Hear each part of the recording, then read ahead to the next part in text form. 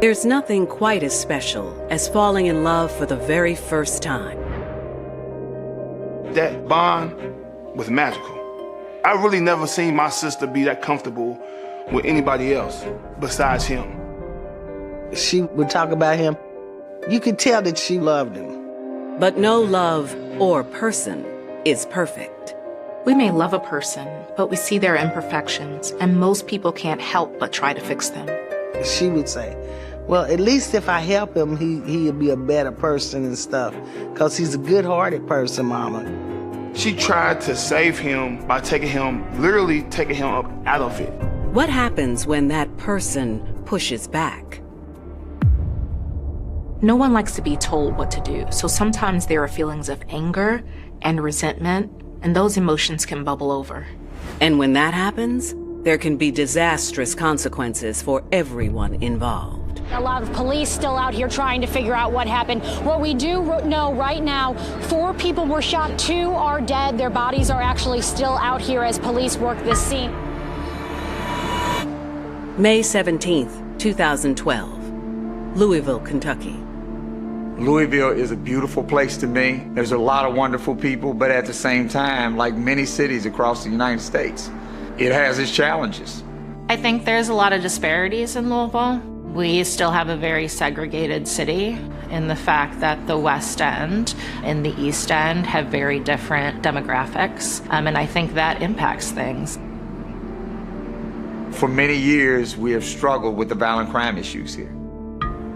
32nd and Greenwood is a place that there are, unfortunately, shootings on a regular basis. And this day is no different. Shortly after 1 p.m., gunfire erupts.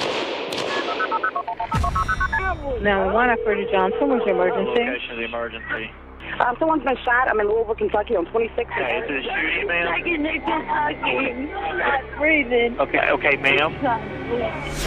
911 is flooded with calls reporting a shootout. Numerous police officers are dispatched to the corner of 32nd Street and Garland. When they arrive, they find multiple victims, 2 who appear to be deceased.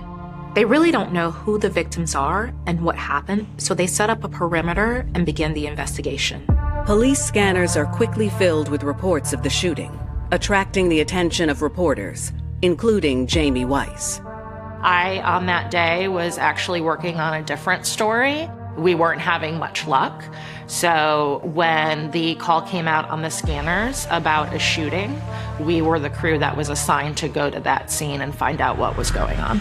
I think they may have told me that there were several people involved, but outside of that, when you hear shooting, you go and you don't really ask any more questions until you get there and figure out what's going on. When Jamie arrives on the scene, she is startled by the number of bystanders. There were a lot of people out. It almost seemed like a large majority of the neighborhood was out there, and it was of every age. There were children out there, there were adults out there, a large crowd, which was really unusual. After talking to police officers, Jamie goes live to report numerous victims. We actually just spoke with police, Dawn, to try and clarify exactly what happened. Let me show you the scene here. 32nd between Greenwood Avenue and Kentucky. A lot of police still out here trying to figure out what happened. What we do know right now, 4 people were shot at. Towards the end of that live report, there was a woman who had shown up, and she was very emotional. She was making a lot of noise. I referenced that in my report. I was not able to make out what she was saying. I honestly was focused on doing my report and blocking that out, honestly, because it was so loud. But I know that she was being held back by somebody else and kind of waving her hands in the air. We went off the air. We were recording right in front of our truck, so we were only a few steps away from it. The woman that had been screaming stopped screaming as far as I was aware, and we couldn't see her anymore. Jamie and her cameraman reached their truck and prepared to record some video of the scene. The photographer I was working with was getting his camera ready to shoot video, and the next thing I heard were some pops. Startled, she gathers her senses and jumps into the back of the van for cover. I was terrified when I realized they were shots. I didn't know where they were coming from. I didn't know if bullets were going to come through the van. I looked up, and there were police running past the doors of our truck that were open with their guns drawn. It was complete chaos. We did not feel safe. We didn't know what was going on. So I could see people in the field next to us getting down on the ground, and there were police officers screaming.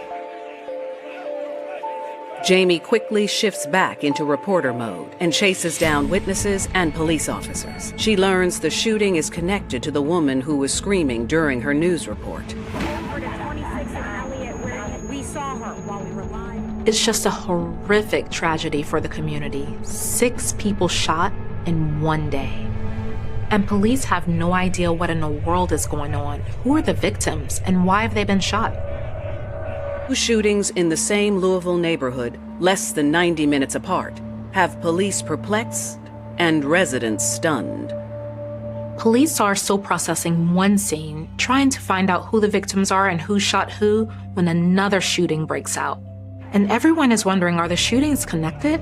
Or is it just a random act of violence? When you look at that footage, and I did, and others have, it's beyond heartbreaking because you knew media was down there. You knew law enforcement was down there.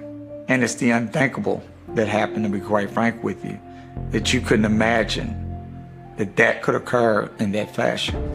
Relatives of the victims quickly hear about the shootings. For Jacqueline Goldsmith, it's a call no mother wants to get. That day, May 17th, 2012, I see my girlfriend in the store. She's at the store too, and we're talking. And I get the call that something's went down on 32nd with Chitara, and we left. The next thing I know is I call my husband and tell him what's going on. Desperate to learn what has happened to her 24-year-old daughter, Chitara, Jackie and her friend race to the emergency room. Well, as we're driving to the hospital, I'm telling my girlfriend, my baby might be dead and all of that. And she says, oh, you don't know that yet, Jackie. We got to get to the hospital. But at the hospital, no one will tell Jackie what has happened. They wouldn't give me no information for a while. They wouldn't let me see her or anything. It was rough. And all I could think about was, is my daughter alive? Is she going to make it?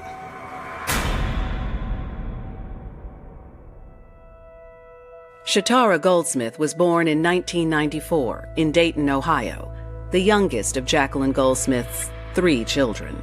I was 18 when I met Chitara's father. I was living in Dayton with my auntie, Joyce. Chitara's father and I, we ended up moving to the projects in Dayton because that was the place that we could afford to live, you know.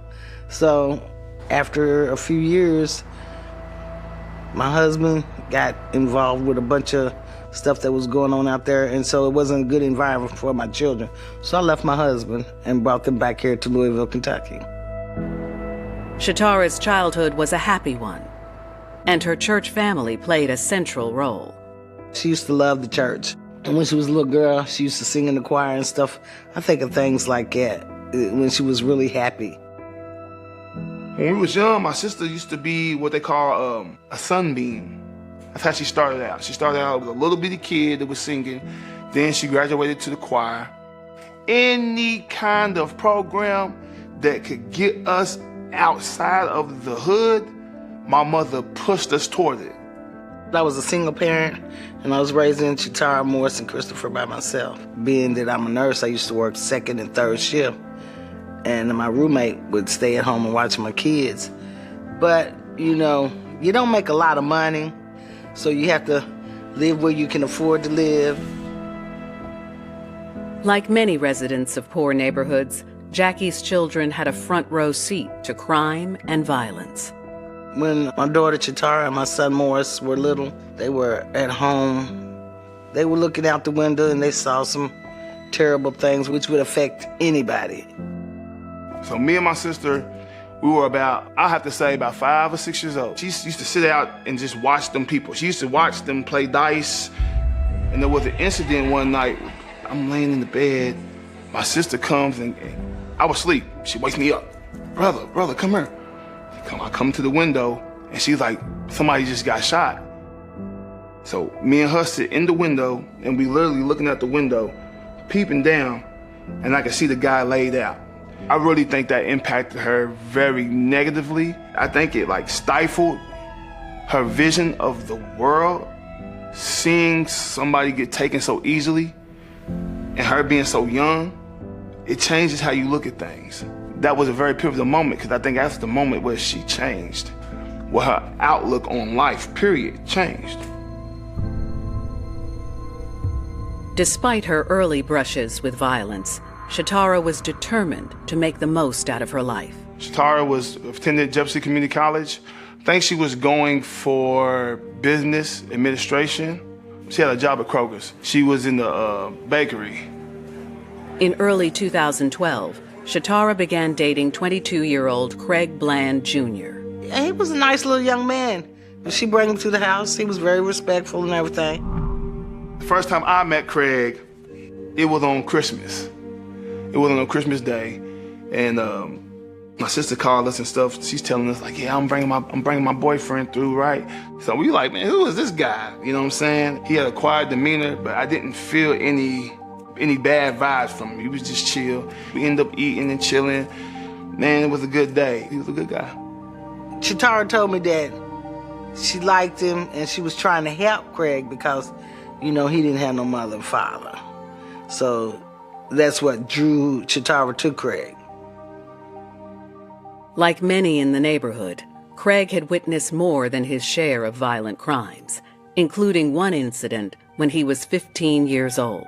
What happened was CJ was going to school one day.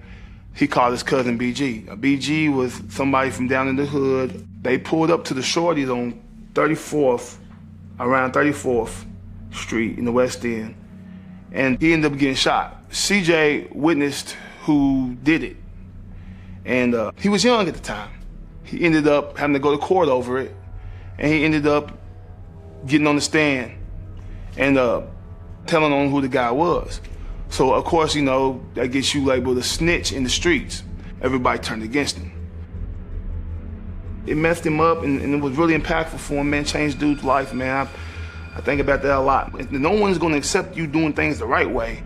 What other way is there to do it? And he was kind of forced into it. At a young age, we're talking 14, 15 years old, forced into it. The shared experience of witnessing a murder strengthened the bond between Craig and Shatara. I feel like she feel like, hey, I feel your pain. I know where you're coming from. Not sympathizing with him, but empathizing with him. I feel you. I think that was one of the major factors of why she tried so much, because she didn't want to just save him for him. She wanted to save him for her too, for both of them. While Jacqueline Goldsmith tries to get information about her daughter, Shatara's brother, Morris, also learns about the shooting. I was at school at the time. I didn't know about anything until I got home. And the first thing that I knew anything about any incident had happened was my mother texted me and said, "Your sister is dead." As Louisville police work to uncover the motives behind several shootings in the West End, family members struggle to learn the fate of their loved ones. Believing his sister is dead, Morris Goldsmith decides to head to the crime scene. And when I got down to 32nd, man, the scene was just, it was crazy. Like, it was like cars put in the middle of the streets, the doors are still open and stuff. Like, the police lines wrapped around everywhere. You can't even get through. So I get to the scene where it actually happened. The police detectives was like, "No, you can't walk through. You can't be over here to do investigating."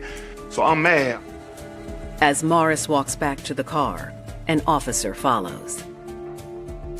So when we get to the car, that's when the police officer tells me, "Listen, your sister's not dead." Because I was like, "Man, is she alive? Is she this? She's that?"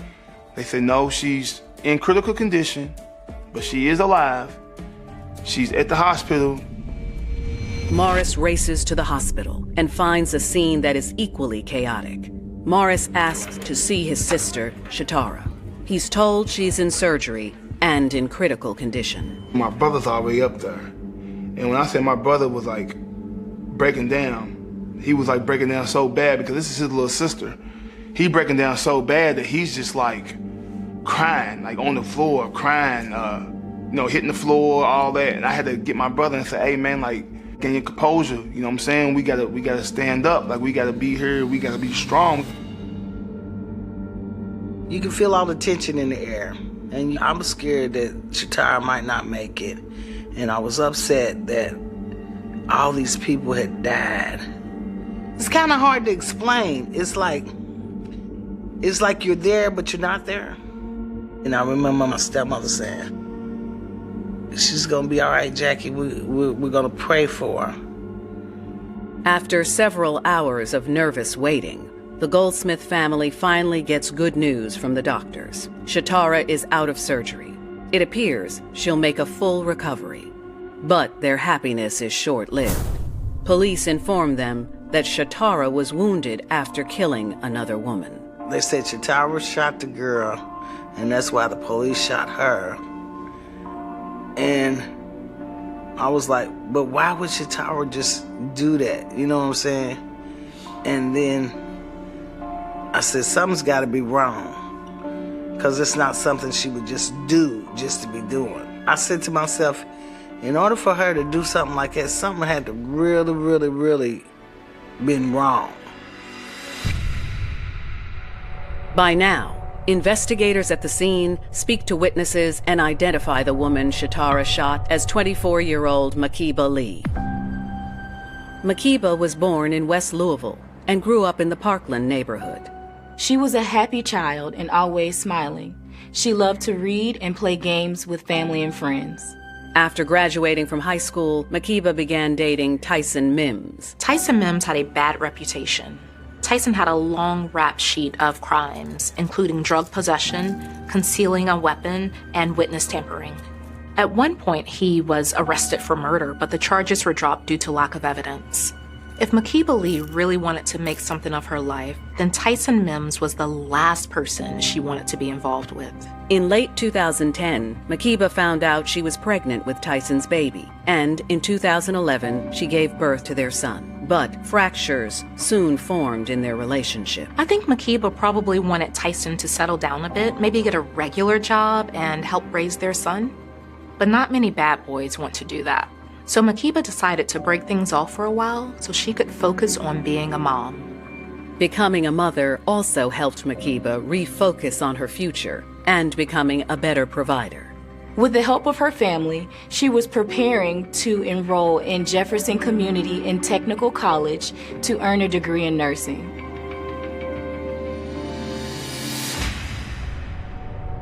Back at the scene of the second shooting, detectives struggled to uncover a motive.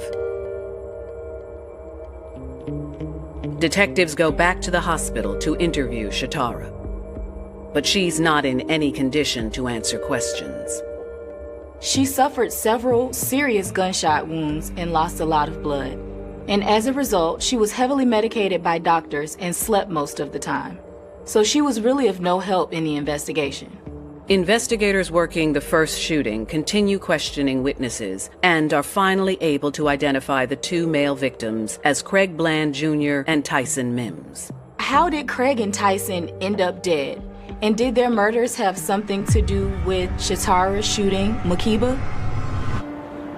As detectives question more witnesses at the crime scene of the initial shooting, they're finally obtaining enough information to put some of the puzzle pieces into place. Several witnesses said that Tyson pulled up at CJ's house, hopped out of the car, and pulled out a gun. Tyson had some friends with him. CJ was on the porch also with some friends. And then all of a sudden, people started shooting. Tyson shot CJ in the stomach, and CJ shot Tyson in the face. Both CJ and Tyson sustained very serious wounds, and both are dead before paramedics arrive on scene. For Craig Bland, it's a tragic end to a violent life lived on the streets of Louisville. Craig and Shatara had only dated for a few months when the relationship moved to the next level. Craig was one of her first serious boyfriends. And I think that was her first real adult relationship she had. CJ and Shatara's bond was magical. She felt compelled to be there for him, no matter what. And she lived by that, no matter what. Shatara knew she'd found the one and fantasized about spending the rest of her life with Craig. My sister always wanted to be that girl who was married. She wanted to always have that life. She wanted the American dream. She wanted the white picket fence, that dog, that husband. She wanted all of that. But her mother felt like Shatara wouldn't find that idyllic life in Louisville.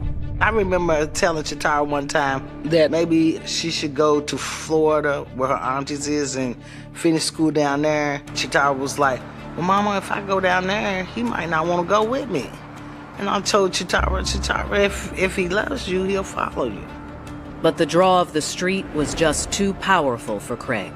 If you stuck in the hood and you stuck in that mind frame where it's just all about money, drugs, guns, it's hard to move past that and do something else because you're so used to it. Morris tried to convince his sister to focus on what's best for her. Every once in a while, she would come to me and she would just, have a heart-to-heart with me about what's going on. And I would tell her, like, sis, at the end of the day, you gotta make sure that you okay. Like, I understand that this is someone who you care about, someone you're trying to build a life with, but you gotta make sure that you're okay. Then, Shatara got news that made leaving Craig even more difficult. Shatara found out she was pregnant. She told me she was happy, and she was happy with him. So I figured she'd be happy having the baby. She was brought up to be about family. We take care of one another. She didn't want to leave him and the baby. You know what I'm saying? Like, take the baby from him. She wasn't eager to leave that behind for anything. Leave him behind for anything. Shatara continued trying to pull Craig from the streets, but instead found herself being sucked into that culture. My sister was living a double life. Daytime, she's going to school, she's working, she's doing all that. But nighttime, when the sun go down, we in the streets with it. If that meant popping the pills, running around, beating up females we got beef with, she was with it. But she was really like night and day sometimes. In April 2012, Shatara was arrested for assault and wanton endangerment, but thankfully no one was injured at the time. If Craig couldn't join Shatara to start a new life in Florida, then she was going to join Craig's life in his neighborhood. And eventually, that was going to lead to trouble. While Shatara was totally committed to Craig, she had crossed paths on the street with Tyson Mims. My sister was cool with Tyson and CJ. She actually had been knowing Tyson longer than she knew CJ. She came to me and she said, bruh, I got some stuff going on. And she's like, Tyson was telling me that he gonna do something to CJ. The issue apparently had something to do with a murder that had occurred years prior, where Craig had testified at the trial. Apparently, the perpetrator was somehow related to Tyson Mims, and Mims never got over it. My sister asked me, she said, bro, what can I do? And I just told her the truth. I was like, there's nothing that you can do because it's too deep. There's blood involved in this situation. People have lost their lives. People have been hurt in this situation. I said, but the best thing you can do, baby, is just stand to the side. You gotta let it play out. If you involve yourself in it, it's not gonna be good for nobody. While detectives have answered many of the questions surrounding the first shooting, they still need to learn why Makiba Lee was killed. And to do that, they know they'll need to speak with Shatara.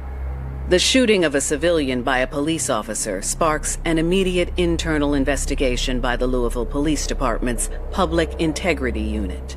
Anytime there's a police-involved shooting, which means that a police fired their weapon, there's an internal investigation to make sure that the detective or the officer has done everything in accordance with the law and policies. Within hours of the shooting, officers who were in the area at the time of the shooting are extensively questioned. The investigation determines that sometime after the initial shooting, Makiba Lee arrived at the scene and wanted to see her boyfriend. There was an officer whose job was to prevent anyone from wandering into the scene and possibly contaminating evidence. And he described a woman who approached him and asked, "Who got shot? Who got shot?" The officer asked the woman who she was, and she said, "That's my baby daddy. Tyson's my baby daddy." The officer was adamant that he couldn't let her through, and she became angry and started screaming, "This ain't over." The officer watched Makiba, who was with a friend, walk away and disappear into the crowd. A few minutes later, Makiba returned and again asked about Tyson. Makiba got extremely upset and started yelling at the crowd, screaming profanity, saying things like, "F you, this is some BS, this ain't over, F you, payback." Obviously, seeing the father of her child was an extremely traumatic event for Makiba, and you can certainly understand why she was so upset. Makiba and her friend walked toward a large grassy area at the corner of 32nd and Greenwood, right where the WAVE news van was parked. The officers see a crowd of people begin to gather in that area, and they worry that a fight is going to break out. So he grabs his partner and starts heading towards the field to try to prevent any violence. Suddenly, another woman entered the picture. It was Shatara Goldsmith, who had come to the area in search of her boyfriend, Craig. Shatara learns that Craig is dead, and like Makiba, she becomes extremely upset.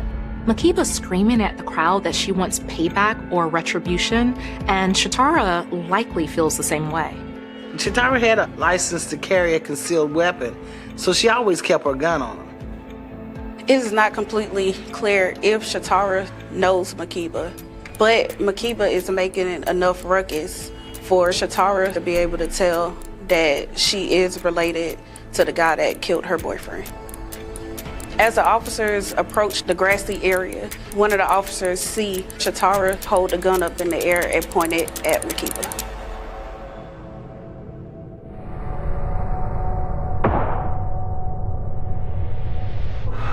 There are over 30 people in the general area, and they scatter everywhere. Of course, officers are trained to respond differently than regular people. The officers screamed verbal commands for the woman to drop the gun. The two officers are saying, drop the weapon, police." At the same time, they are lining up a shot to take out the shooter if they have to. Shatara stood above her, continuing to fire bullets into her body at nearly point-blank range. Everything just clicked off, and she pulled that gun out, and she shot every bullet she had into that girl. She just keeps firing at Makiba. The officers, they describe it as an execution. One of the officers, he maneuvers his body so that he can have a clean shot without hitting an innocent bystander. The officer hit Shatara in the leg. Suddenly, she then turns toward him, her gun pointed straight at his chest. The officer immediately realizes that he is in her sight, so he fires 2 more.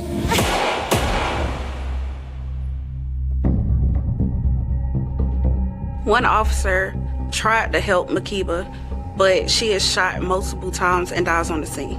Shatara, in intense pain, asked the officer for help. Shatara asked the officer, "Do you think I'm gonna lose my baby?" Shatara was only 2 months pregnant, so she wasn't really showing, but she was even more so concerned because her boyfriend was gone. Shatara tells the officer that if he gets her help, she would tell him exactly what happened.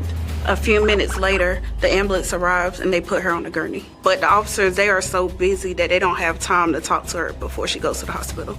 The internal investigation clears Louisville police officers of wrongdoing, determining that they were justified in using force to disarm Shatara.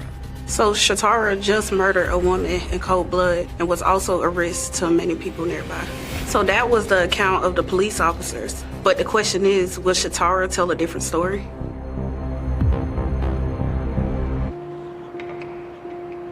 After fatally shooting Makiba Lee, Shatara Goldsmith is herself shot by a Louisville police officer.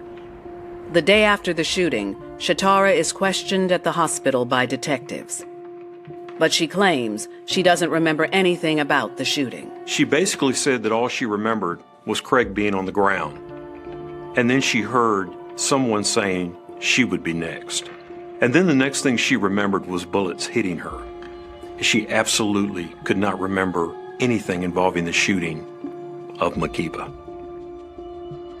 Who knows where her mind was at the time, you know what I'm saying? She was probably so devastated that she probably wasn't even thinking at all or thinking right at all. When someone goes through an extremely traumatic experience, it can cause them to react and do something they wouldn't normally do. I believe that day when she saw Craig's dead body lying on the ground, she realized that she wasn't going to get the perfect life that she so much wanted. And so she lashed out at the only thing she had available to her, the girlfriend of the man she believed to have killed Craig. She didn't really kill for her man as much as she did because of her man. The trauma of being shot causes Shatara to lose her pregnancy. She was highly, highly, highly upset because Shatara doesn't have any children, and that would have been her first child. 3 days after the shooting, Shatara is released from the hospital and booked into jail. She's charged with murder and wanton endangerment. And I told her, like, sis, you know, I don't condone what you did. Because I don't condone taking life. I'm gonna ride in this car with you. I'm on your side. Right, wrong, good or bad, whatever. And she told me, like, she's not proud of it. She's not proud. It's not something that she walks around with that she feels like she was justified for. And I want to make this clear for everyone. She don't feel justified for it. She don't feel like she was right for it, any of that. On Monday, May 21st, 4 days after the shootings, a funeral for Makeba Lee takes place at Portland Memorial Baptist Church in West Louisville. Attending Makeba's funeral was as sad as it could be, and you felt the weight in that space where her services were happening at. The weight was deep, the loss is deep, and people's hearts went out to our entire family. There were concerns amongst the family and community in general that there might be more violence, perhaps retaliation against the Lee family. And so there was a very heavy police presence outside of the funeral. Unfortunately, over time, because of the redundancy of violent crime acts, the police presence at funeral homes has been kind of a staple in Metro Louisville now, because funeral providers will ask for that. Families were asked for that, and they deserve that, to try to have some sense of peace in regards to what has happened to their loved one. It's a scene that's repeated in the funerals for Craig Bland Jr. and Tyson Mims. When you look at the Lee family, the Bland family, the Mims family, the Goldsmith family, when you look at that situation, from my perspective, you got to look at it from a perspective of devastation across the board. So all you can do is be sympathetic to the constant, unfortunate cycle that we've been subjected to when these things happen, of trying to figure out when will we see better days.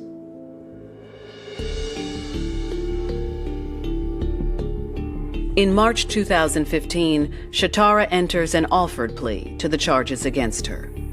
An Alford plea means that you don't take responsibility for what happened, but you understand that there's enough evidence to show that you were responsible. For some, the plea raises eyebrows. There was enough evidence of what happened and what she did. Everybody saw it. But the court system in this country works in weird ways that are hard to understand. There were a lot of people involved in that violence, and a lot of those people live in that neighborhood, and that violence continues. So even though a lot of people saw it, that doesn't mean after the fact that they felt safe saying what they saw. The Commonwealth attorney said that if they would have took this case to trial, that they probably would convict her of manslaughter instead of murder.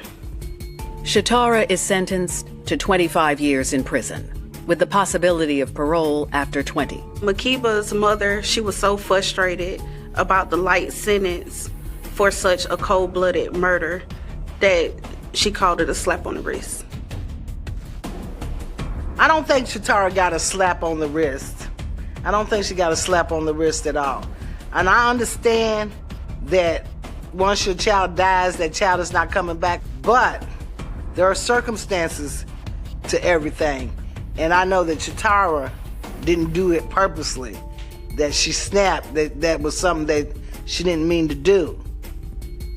And so I don't think 25 years of her life or 20 years of her life is a slap on the wrist.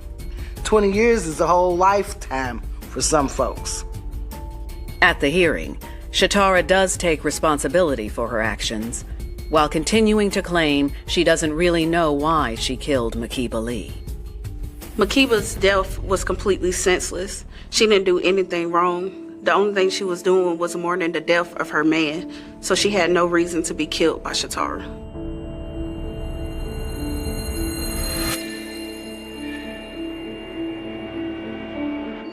Shatara's very remorseful, and she's very sorry. She's sorry for Makiba. She's sorry for Makiba's child that is raised without a mother. And she's sorry that all of that happened. We've had conversations where she was like, Mama, if I could do it all over again, I just would have went to Florida and none of this would have happened. Shatara is serving her time at Kentucky's Correctional Institution for Women, Pewee Valley. But her popularity among prisoners doesn't prevent her from getting into trouble. In fact, it seems to add to it. Every time something goes on, they always making it like Shatara is the one who's causing all these problems, or they put her in the hole a lot and everything, because she is opinionated and she tells them, you know, that she's a human being and she has rights. And when she tries to stick up for her rights, then they want to stick her in the hole all the time. Those who understand 2012 can never erase it from their mind. It will go down as one of the saddest, heartbreaking days in Louisville Metro history. Simple as that. There's no other way to describe it. Not from my perspective. This was one of the deadliest and most violent days that we had experienced. And so after that, the mayor put together a task force to deal with the crime in the city and in the Parkland neighborhood, in those neighborhoods that repeatedly see the crime, pulled together a lot of members of the community to come up with some solutions to stop it. But solutions have proved elusive. So did 2012 and that earth-shattering devastation change the behavior? Not necessarily so. Because the evidence is really strong right now that we're in a deeper hole, even compared to back then with the data and the numbers. Diseases are not easily cured, right? Violent crime situations are not going to be easily cured. That does not mean you don't keep treating the situation. We have to keep treating it. We have to keep putting resources towards it. We'll never find solutions as long as people will continue to take the law in their own hands. The cycle of retribution needs to be stopped. Shatara may have thought she was doing this for Craig, but nothing she could do would bring him back. Instead, she ruined her life and that of Makiba's child, who will grow up without a mother or a father. First loves can be very special relationships. But trying to change others to match our vision for them is a fool's errand. And the results can, under the wrong conditions, lead to tragic consequences.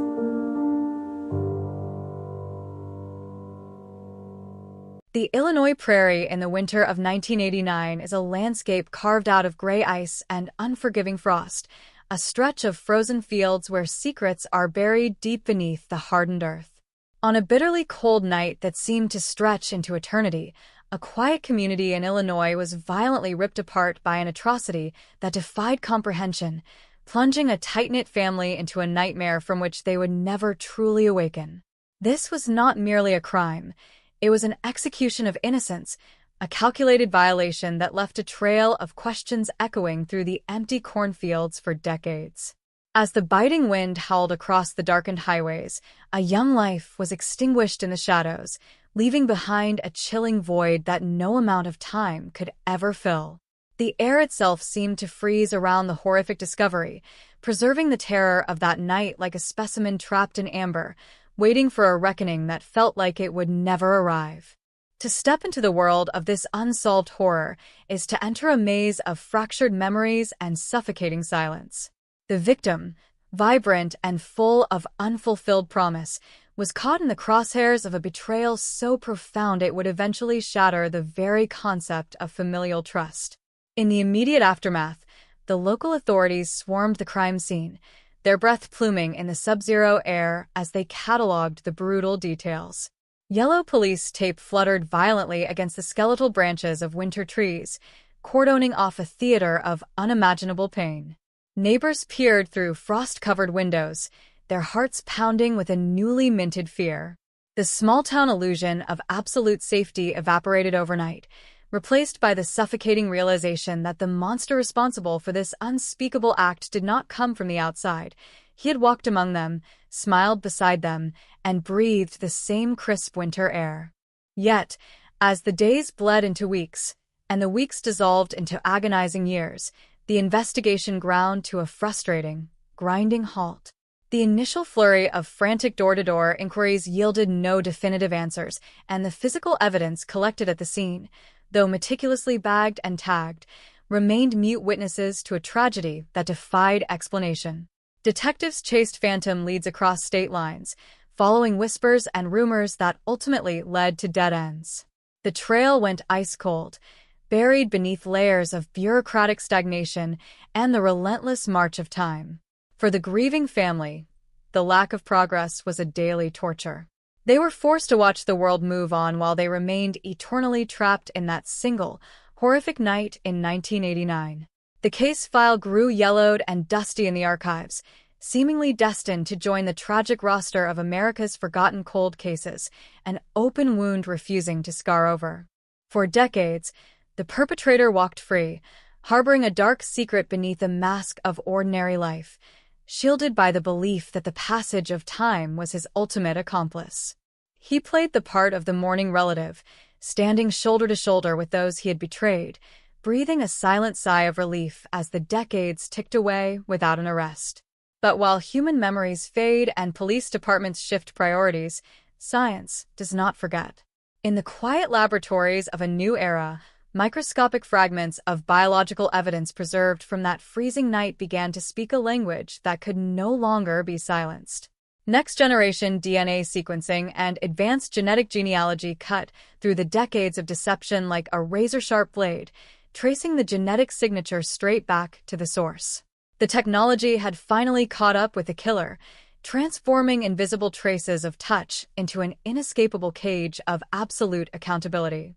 The moment of reckoning, when it finally arrived, was as stunning as it was inevitable, a brutal reminder that science is the ultimate equalizer in the pursuit of justice. The suspect, confident in his decades-long evasion, found his world collapsing in an instant as federal and local agents closed in, stripping away the illusion of safety he had worn for 30 years. The realization that his own flesh and blood had betrayed him, not through a confession, but through the silent, unyielding testimony of his own DNA left at the scene, marked the terrifying end of a decades-long deception. As the handcuffs clicked into place, the phantom of 1989 was finally dragged into the blinding light of day. Yet, even as the legal machinery grinds toward its final, punishing conclusion, the profound scars left across the Illinois landscape remain, a haunting testament to a betrayal so dark that not even the passage of time can ever truly wash it clean. The crisp, biting wind of the Illinois winter continued to sweep across the frozen expanse, carrying with it the invisible whispers of a secret that refused to stay buried beneath the snow. As investigators combed through the freezing acreage surrounding the crime scene, every frozen blade of grass and every crystallized drop of moisture felt like a silent sentinel guarding a horrific truth. The local community, nestled amidst the flat, desolate horizons of rural Illinois, found itself paralyzed by an insidious paranoia. People who had lived side by side for decades suddenly looked at one another with suspicion, wondering which familiar face might hide the soul of a cold-blooded killer. Doors that had traditionally remained unlocked against the rural quiet were now bolted tight with deadbolts and chains, as the collective innocence of the township dissolved into a chilling, permanent memory of fear. Within this suffocating atmosphere of dread, the family at the center of the tragedy endured a private agony that defied all human measure. Every holiday, every family gathering, and every quiet Sunday afternoon was overshadowed by the haunting, vacant chair at the table. The parents and siblings of the victim were trapped in a perpetual psychological winter, forced to balance their public grief with a gnawing, agonizing bewilderment. How could someone who walked among them, someone who shared their bloodlines, their history, and their hometown streets, commit an act of such staggering depravity? The police files grew thicker, filled with hundreds of pages of unverified tips, rumors whispered in local diners, and false leads that sent detectives racing down dead-end roads across multiple counties. Yet, despite the frantic activity, the core mystery remained untouched, locked away behind a wall of silence and cunning deception. Behind that wall of silence sat the perpetrator, masterfully blending into the very fabric of the community he had torn apart. He played his role with chilling precision, attending memorial vigils, offering hollow condolences to the grieving family, and maintaining a veneer of absolute normalcy that completely masked the storm raging beneath his exterior. He genuinely believed he had outsmarted the system, betting everything on the assumption that a crime committed in the analog era of 1989 would forever remain an impenetrable secret. He watched as rookie cops became veteran detectives, as mayors came and went, and as the case files slowly drifted toward the back corners of the archive room, gathering dust. To him, the passage of time was not a threat, but a protective shield, a blanket of obscurity that grew thicker with every passing year, safely hiding the gruesome reality of what happened on that frozen night. However, the perpetrator grievously underestimated the relentless evolution of forensic science and the stubborn tenacity of cold case investigators who refused to let the victim become a forgotten statistic. While human memory falters, details blur, and witnesses pass away, physical evidence remains utterly incorruptible, patiently waiting for the day when technology finally catches up to ambition.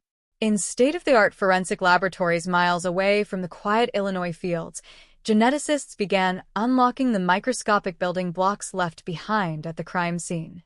Touch DNA, invisible to the naked eye in 1989, became a blazing beacon of light in the darkness.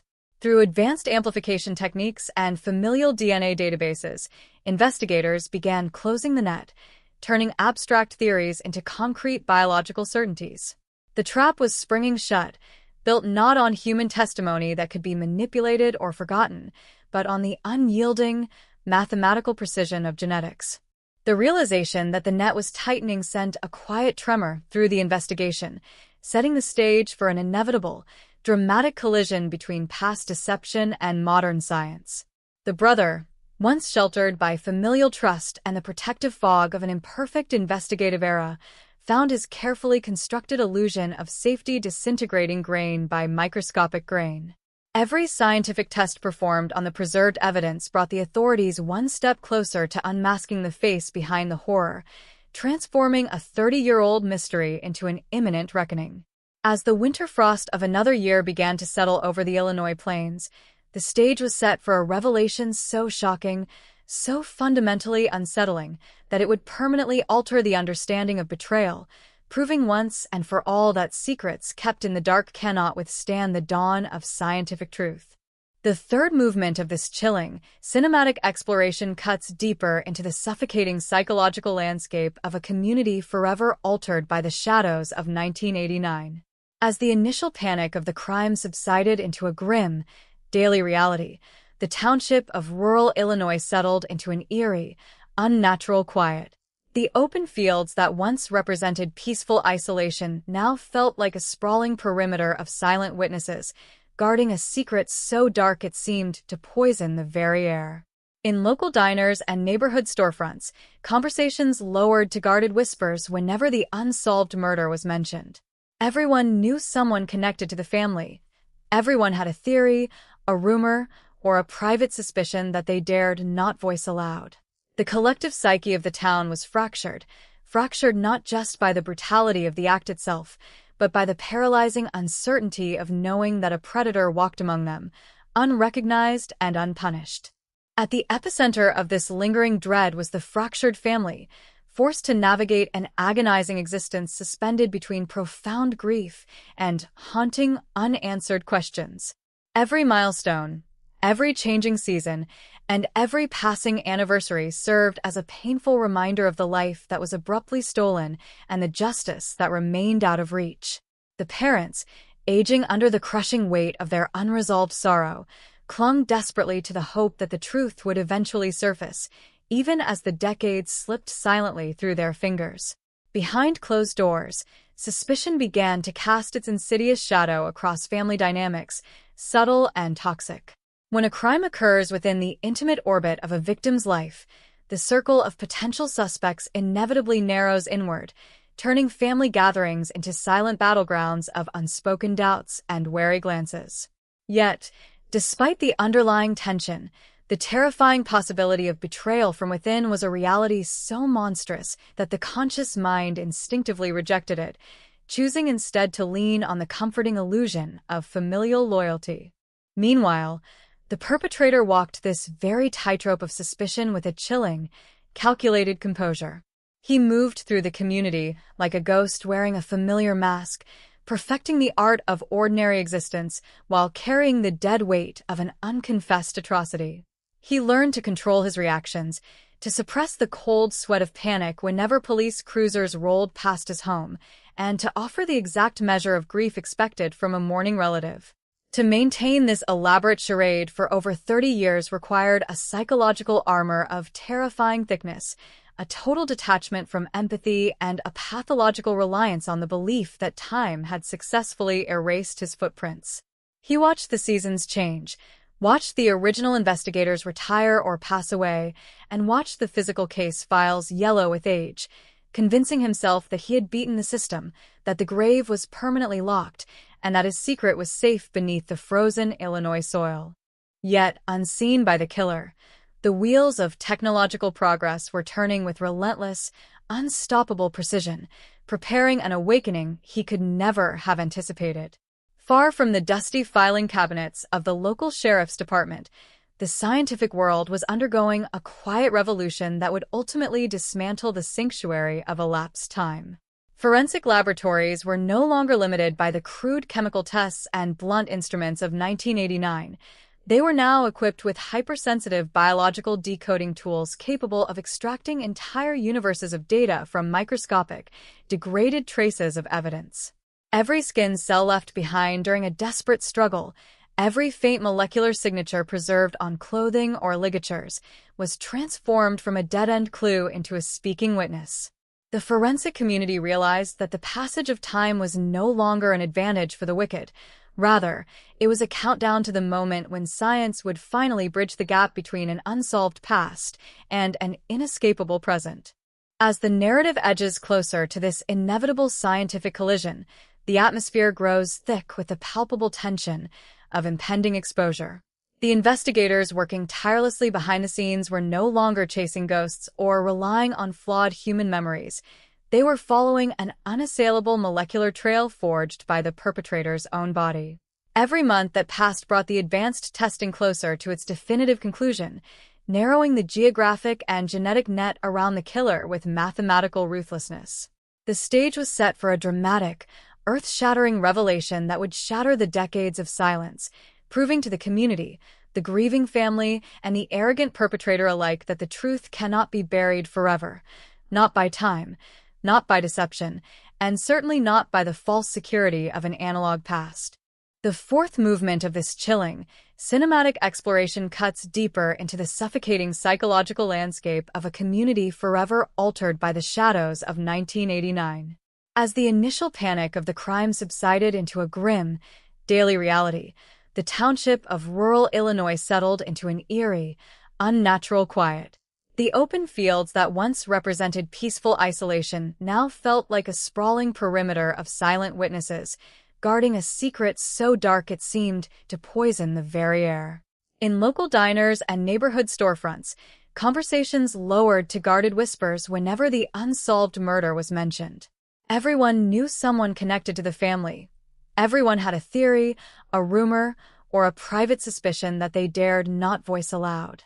The collective psyche of the town was fractured not just by the brutality of the act itself, but by the paralyzing uncertainty of knowing that a predator walked among them, unrecognized and unpunished. At the epicenter of this lingering dread was the fractured family, forced to navigate an agonizing existence suspended between profound grief and haunting, unanswered questions.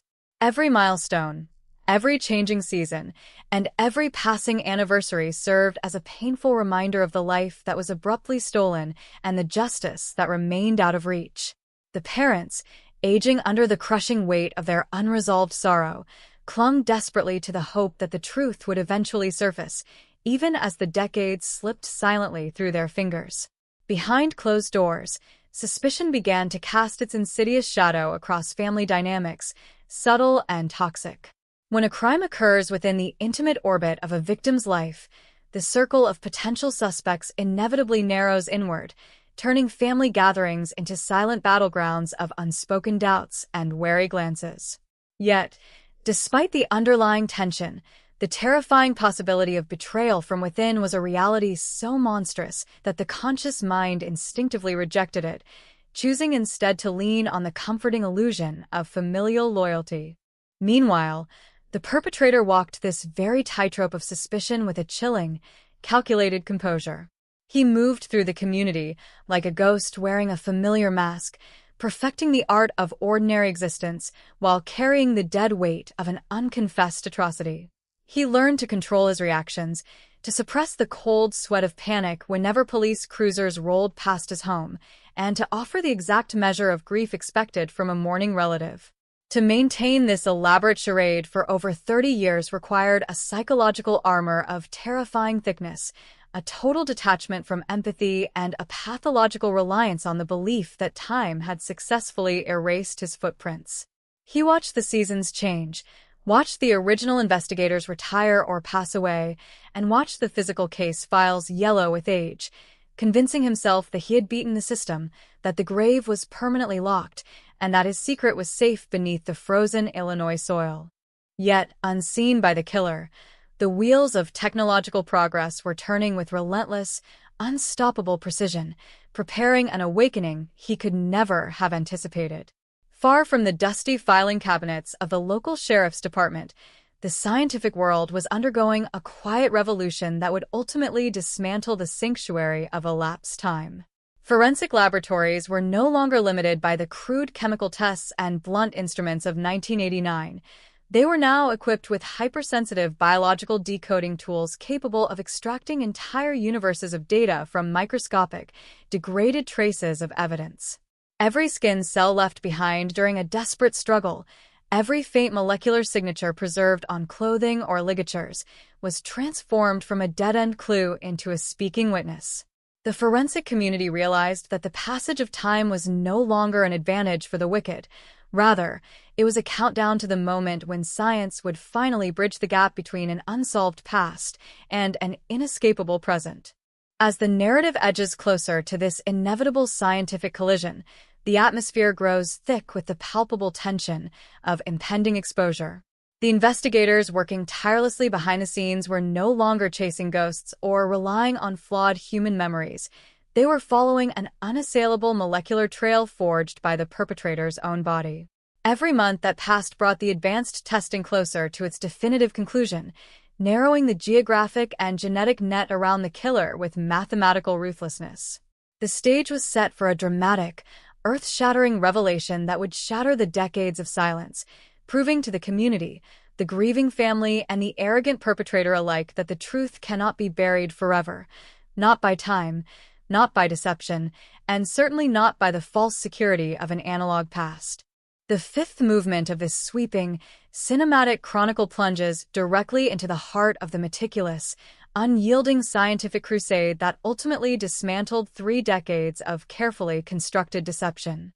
While the rural landscapes of Illinois continued to experience the predictable cycle of freezing winters and humid summers, inside the sterile, high-security chambers of modern forensic laboratories, a silent and revolutionary war against time was being waged.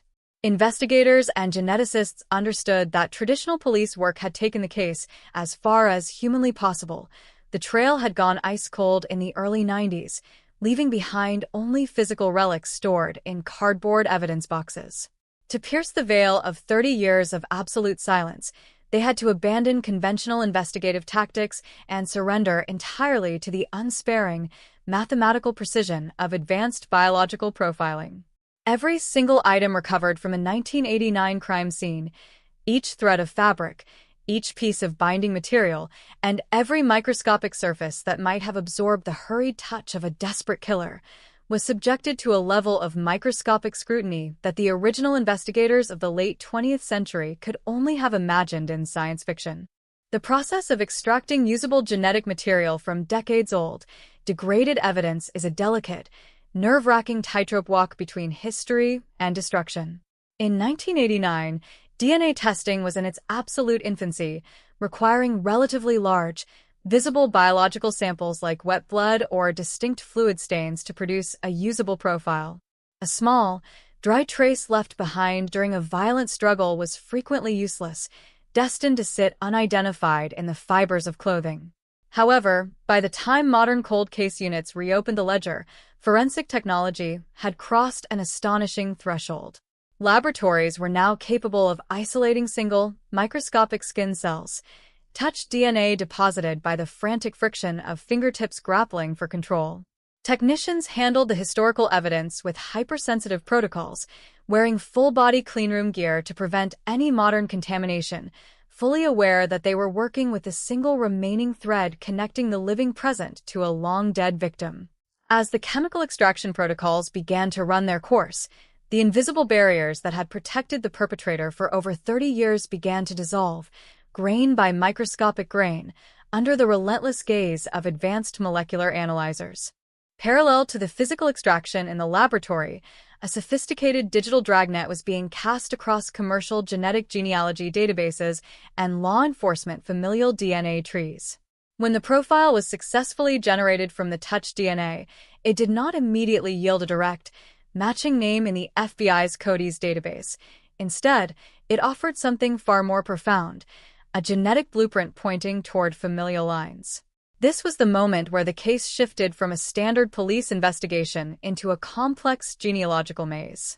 Genetic genealogists meticulously built out massive family trees stretching backward through generations of Illinois residents, tracing surnames, marriages, migrations, and births to find the intersecting nodes that could explain whose genetic code was left at the scene. Every branch of the tree was cross-referenced with local residency records, tax rolls, and historical newspapers from 1989, filtering out thousands of innocent citizens through a process of elimination that demanded absolute intellectual rigor and infinite patience. The net was tightening with mathematical certainty, drawing closer and closer to the individual whose betrayal remained hidden in plain sight. As the genealogical work narrowed the field of suspects down to a single, horrifying possibility, the psychological atmosphere among the investigating team shifted from intense intellectual focus to a heavy, sobering gravity. The realization of whose family line the science was pointing toward introduced a chilling dimension to an already harrowing tragedy. In true crime narratives, investigators often brace themselves for a stranger lurking in the shadows, an outsider who drifted into town on a freight train or fled across state lines under the cover of darkness. But as the data pointed inward, toward the very inner sanctum of the victim's own familial orbit, the reality was infinitely more grotesque. The killer was not an unknown phantom. He was bound to the tragedy by blood, history, and shared holidays. He was a person who had wept at memorial services, offered comfort to grieving parents, and accepted the deep, abiding trust of the very people he had viciously betrayed. The technological triumph of the laboratory was now colliding with a devastating human truth, setting the stage for an arrest that would shake the foundations of the community and rewrite every assumption the family had held onto for 3 agonizing decades. With the biological profile matched and the genealogical puzzle decisively solved, the investigators locked in their final preparations for the takedown, ensuring every piece of circumstantial and scientific evidence formed an unbreakable chain of custody. Surveillance was quietly established, monitoring the daily routines of a man who had spent 30 years believing he had successfully outsmarted mortality and justice. He went to work, tended to his property, and interacted with neighbors, utterly oblivious to the fact that the invisible walls he had built around his secret had completely crumbled. The invisible clock of 1989 was finally striking its midnight hour. Every moment of his quiet, ordinary existence was living on borrowed time, about to be violently interrupted by the cold, unyielding reality of a scientific awakening. The stage was set for a dramatic, earth-shattering confrontation between past deception and modern accountability, proving that no matter how deep a secret is buried beneath the snows of time, the truth possesses an unbreakable pulse that eventually breaks through the surface to demand its final, absolute reckoning. The sixth movement of this cinematic chronicle plunges deep into the crushing, earth-shattering reality of the moment the truth finally broke through the surface. For over 3 decades, the quiet rural landscape of Illinois had maintained a fragile, uneasy peace, its residents carrying the invisible scars of an unresolved nightmare. But on a crisp, nondescript morning that began like any other, the carefully constructed illusion of safety that the perpetrator had worn for 30 years was violently stripped away. There were no flashing sirens slicing through the pre-dawn darkness at first, no dramatic Hollywood shootouts in the middle of a crowded street. Instead, the arrival of justice came with the cold, methodical certainty of a falling guillotine. Federal agents and local detectives, armed with an unassailable DNA match and an airtight arrest warrant, closed in on a man who had spent the majority of his adult life playing the part of an ordinary, grieving citizen. To witness the physical manifestation of a decades-old deception collapsing is to observe a masterclass in psychological disintegration. When law enforcement officers approached the suspect, the man who had walked among the grieving family for generations, his initial reaction was not one of explosive rage, but a chilling, hollow silence. It was the look of a person who had calculated every possible human variable, who had accounted for fading memories, missing witnesses, and lazy police work, yet had utterly failed to factor in the unstoppable march of molecular science. For 30 years, he had convinced himself that the ghost of 1989 was safely locked away in the frozen soil of the Illinois prairie. Yet, as the cold steel of the handcuffs locked around his wrists, the heavy weight of reality crashed down with the force of an avalanche. The years of false security evaporated in a single, suffocating instant, leaving him face to face with the monster he had tried so desperately to bury within himself. The immediate aftermath of the arrest sent a violent shockwave rippling through the community, fracturing whatever remnants of normalcy remained in the township. Neighbors who had shared morning coffees, exchanged pleasantries across backyard fences, and offered casual nods of greeting were suddenly paralyzed by a collective wave of horror and disbelief. The revelation that the killer was not an outsider, not a drifter who had slipped through the cracks of a transient highway system, but someone intimately tied to the victim's own bloodline, defied every human instinct of self-preservation and trust. How does a community process the realization that a wolf has not only lived among the flock, but has slept in the same house, shared holiday meals, and offered empty, hollow condolences to the very parents whose hearts he had ripped out? The psychological fallout was immediate and devastating, turning local gathering spots into quiet chambers of shock where people whispered in trembling voices, struggling to reconcile the friendly, familiar face they thought they knew with the cold-blooded predator unmasked by the state. For the aging parents and surviving siblings of the victim, the news of the arrest brought forth a complex, overwhelming hurricane of emotions that words could scarcely capture. For decades, they existed in a state of suspended animation, carrying an unbearable cross of sorrow, doubt, and unanswered prayers. When investigators delivered the definitive news that science had pierced the veil of time and pointed directly at a member of their own extended orbit, the grief did not vanish. Rather, it transformed into a raw, burning agony of profound betrayal. The human mind naturally seeks to shield itself from such catastrophic cruelty, and the realization that the person who shared their bloodlines was the exact same entity that extinguished their beloved daughter's future was a wound so deep it threatened to unmoor them entirely. Yet, amidst the suffocating darkness of this revelation, there was also a sudden, blinding flash of vindication. The tireless, decades-long crusade to keep the memory of 1989 alive had not been in vain. The truth, though stained with an unthinkable horror, had finally been dragged into the light where it could no longer be ignored or denied. As the suspect was transported to the county detention facility, the heavy iron doors sliding shut behind him marked the definitive end of an era defined by fear and impunity. The physical case files that had gathered dust in the dark corners of archive rooms for 30 years were suddenly stamped with a word that once felt entirely unattainable: solved. Yet, even as the legal machinery began to grind toward its inevitable, historic trial, the community and the grieving family understood that an arrest was merely the closing of one agonizing chapter and the opening of another. The shadow of 1989 stretched across the present day, a permanent reminder that some wounds run so deep that the arrival of justice can only soothe, never truly heal, the fractured soul of a town forever changed by the ultimate betrayal. The seventh movement of this cinematic chronicle dives deep into the intricate, high-stakes mechanics of the legal proceedings that immediately followed the historic arrest, transforming a decades-old mystery into an unyielding courtroom battle. With Edric Lamont Faust securely behind bars and the unassailable DNA evidence locked into the state's case file, prosecutors faced the monumental task of constructing an airtight legal edifice that could withstand the aggressive scrutiny of a defense team attempting to shield a guilty man behind the expansive shield of elapsed time. The small-town courthouse in Illinois, accustomed to quiet civil disputes and routine docket management, suddenly found itself thrust onto the national stage, transformed into a high-security fortress ringed by media vans, satellite dishes, and journalists eager to document every twist in a trial that defied conventional true crime narratives.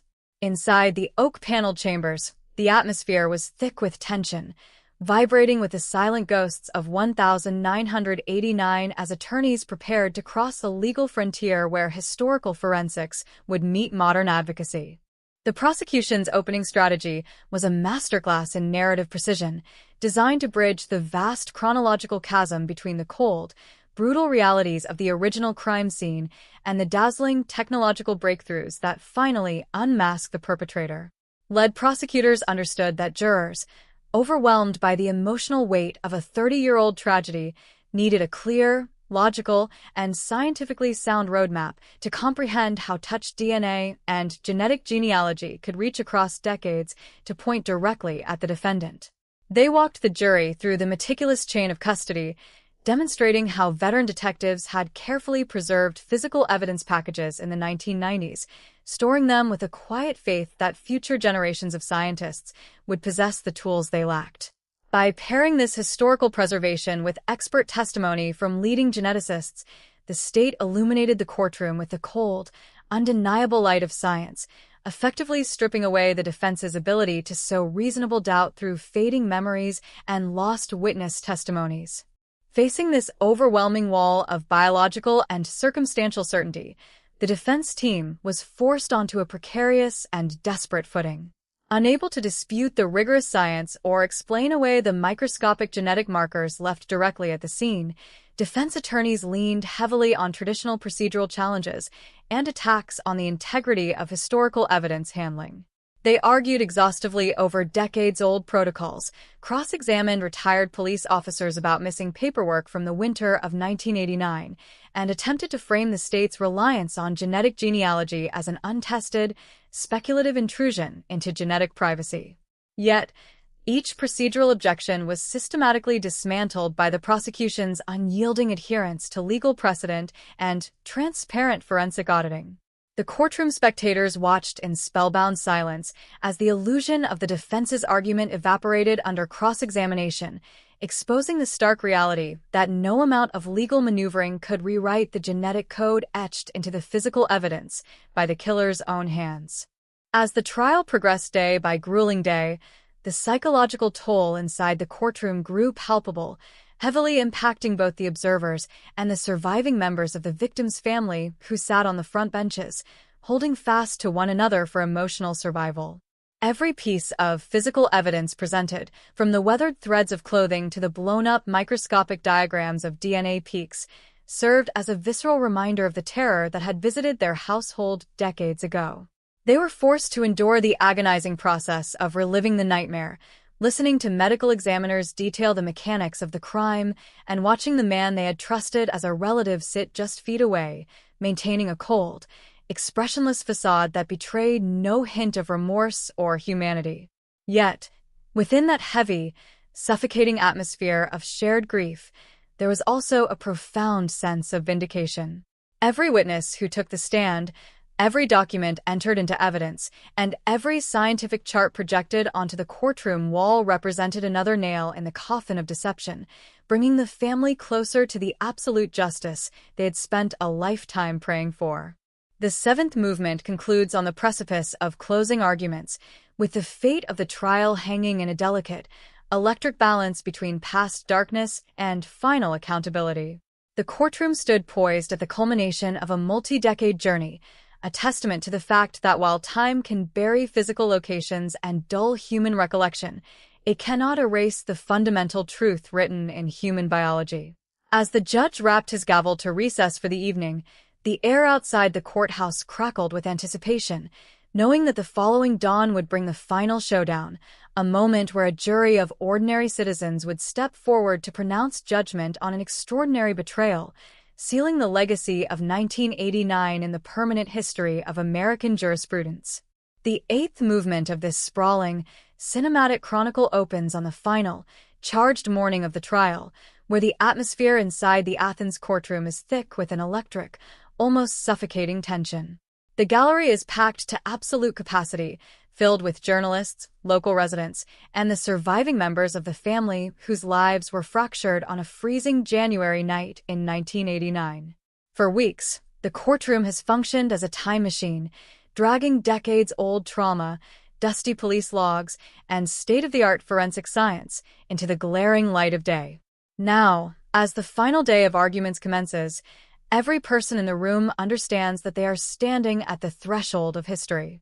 The lengthy, grueling battle over evidence handling, procedural protocols, and molecular genetics has concluded, leaving behind a stark, unshakable binary choice for the jury: accountability or continued impunity.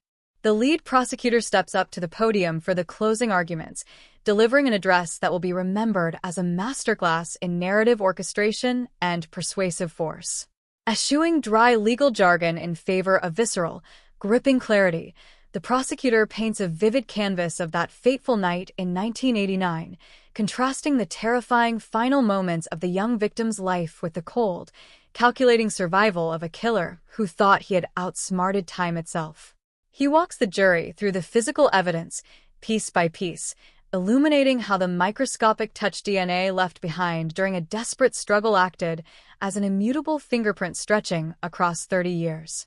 With sharp, commanding precision, the prosecution dismantles the defense's frantic attempts to sow doubt, reminding the courtroom that while human memories fade, paperwork gets lost, and decades slip away, human biology never lies. The perpetrator's own body, the prosecutor declares, became the silent witness that finally betrayed him. In stark contrast, the defense delivery during closing arguments feels hollow, constrained by the overwhelming weight of scientific reality. Unable to refute the genetic genealogy matches or challenge the airtight chain of custody established by decades of meticulous police archiving, the defense counsel falls back on abstract pleas about reasonable doubt and the inherent dangers of relying on evolving, complex technologies. They urge the jury to question the integrity of historical evidence bags that sat in dark storage lockers for a generation, whispering warnings about potential cross-contamination and the fallibility of modern scientific interpretations. Yet, as the defense attorney speaks, the impact is muted. The words bounce off the unyielding wall of physical facts that the state has constructed throughout the trial. The jury watches with steady, unblinking focus, weighing the desperate rhetoric against the concrete certainty of the DNA profiles projected onto the courtroom screens. As the judge takes over to deliver the final legal instructions, his voice echoes off the mahogany walls with solemn authority, laying out the precise legal definitions of malice, premeditation, and murder that the jury must apply to their deliberations. He reminds them of their sacred duty to set aside emotion, ignore the crushing media glare outside, and tether their verdict strictly to the evidence presented under oath.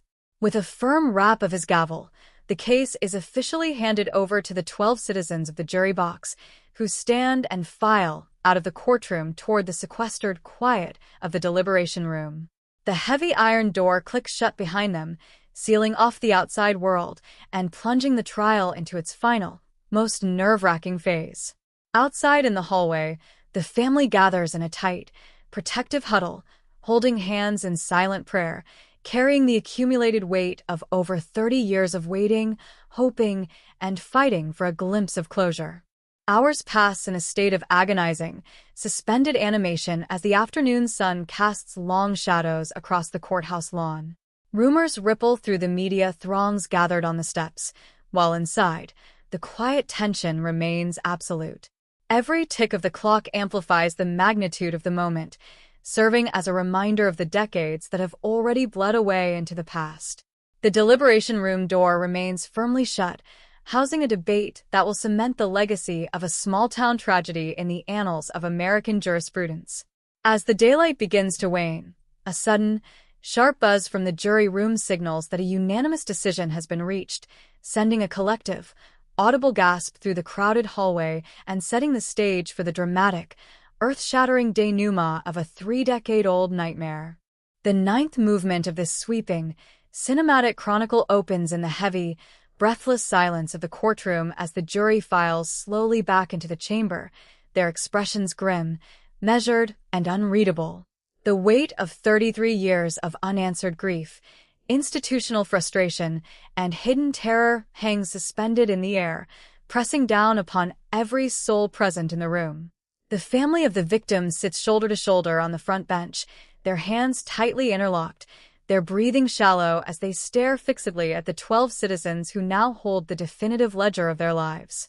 Across the aisle, Edric Lamont Faust sits with a chilling, artificial composure, his posture rigid, his eyes locked straight ahead, desperately clinging to the final vestiges of a fabricated invulnerability that is about to be utterly obliterated. The judge adjusts his glasses, scans the verdict form handed to him by the bailiff, and offers a single, quiet nod that signals the arrival of the moment of absolute reckoning. When the foreperson of the jury stands to deliver the verdict, the ambient noise of the courtroom completely vanishes, replaced by a profound, echoing stillness. The formal words ring out with razor-sharp clarity, slicing through the decades of deception like a blade of light. Guilty. In an instant, the carefully constructed illusion of safety that the perpetrator had worn since the cold, bitter winter of 1989 is stripped away, leaving him completely exposed to the unforgiving glare of justice.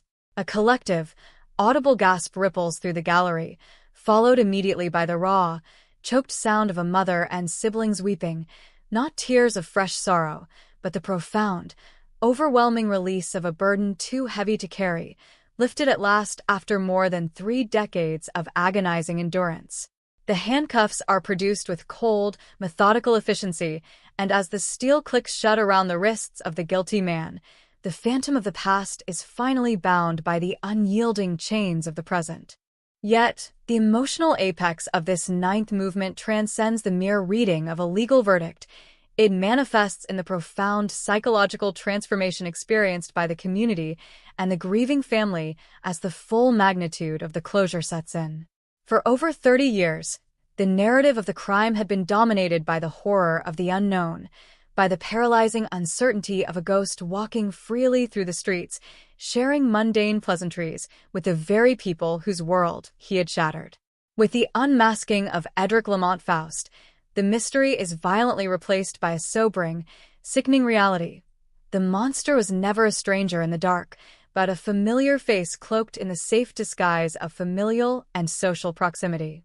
This realization forces a painful, necessary reckoning within the local society, stripping away the naive assumption that evil always wears an alien mask. The community is left to grapple with the disturbing truth that true betrayal often wears a smile, shares a meal, and waits patiently in the shadows of ordinary life. As the legal proceedings transition from the guilt phase to the final sentencing preparations, the prosecution begins assembling the powerful victim impact statements that will anchor the final judgment. These documents are far more than standard judicial paperwork. They are sacred testaments to a life stolen prematurely, charting the immense, generational collateral damage inflicted by a single act of supreme violence. The parents, who spent the twilight of their lives navigating the torturous labyrinth of an unsolved homicide, and the surviving siblings, who grew up in the lengthening shadow of an empty chair, prepare to speak truth directly to the man who tore their family tree apart. Their voices, long stifled by administrative neglect and the frustrating limitations of analog-era police work, are now amplified by the undeniable authority of scientific truth. They stand ready to articulate the immense, irrecoverable cost of the crime, ensuring that the court understands that no prison sentence, regardless of its duration, can fully restore what was stolen on that freezing night in 1989. This ninth movement closes on a note of solemn, irreversible finality, marking the permanent shift from an era of haunting ambiguity to a definitive chapter of absolute accountability. The trial transcripts are bound.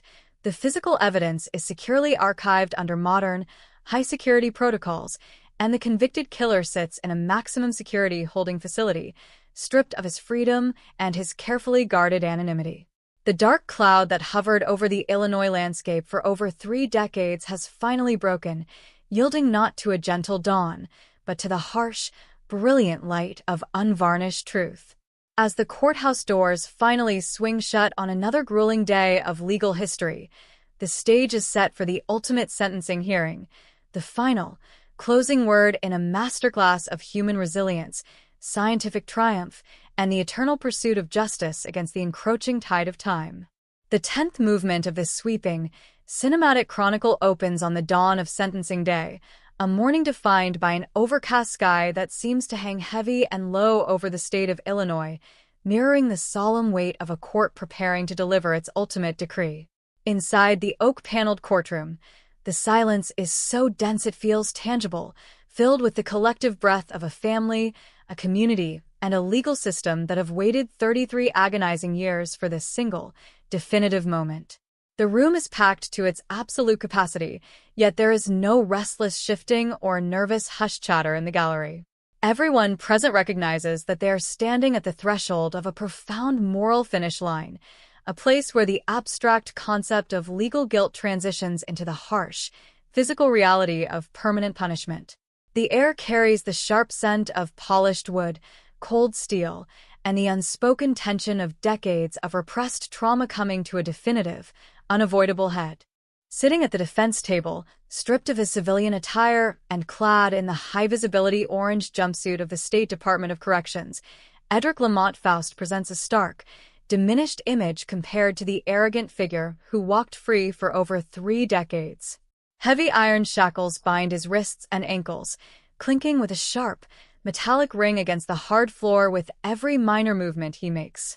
The mask of ordinary citizenship he wore so successfully since 1989 has been permanently torn away, leaving behind the cold, bare countenance of a convicted murderer whose decades-long game of hide-and-seek with the law has finally come to a brutal, unappealable end.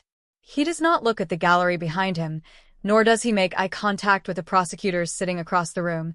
Instead, his gaze remains fixed on the polished grain of the wooden table, a man who knows that every avenue of escape, every legal loophole, and every scientific denial has been completely exhausted. The formal proceedings begin not with dry legal motions, but with the raw, gut-wrenching power of victim impact statements, a sequence of testimonies that transforms the courtroom from an arena of scientific debate into a sacred sanctuary of human grief and unyielding dignity. First to step up to the podium is the victim's aging mother, her hands trembling as she adjusts her glasses and unfolds a piece of paper containing 33 years of accumulated sorrow. When she speaks, her voice is quiet but possesses a resonance that commands absolute, breathless attention from every corner of the room. She does not scream, nor does she hurl wild insults. Instead, she articulates the agonizing reality of what it meant to live more than half a lifetime in the dark, mourning a beloved daughter while unknowingly welcoming her killer into her own home, sharing holiday meals, holding his hands in prayer, and accepting his false condolences. The mother's testimony lays bare the psychological horror of retroactive betrayal, the terrifying realization that every warm family memory recorded since the icy winter of 1989 was retroactively poisoned by the presence of a predator hiding in plain sight. She recounts the sleepless nights, the endless anniversaries marked by an empty chair at the dinner table, and the slow, grinding weariness of watching case files gather dust in archive rooms while the man responsible enjoyed the freedom of ordinary life.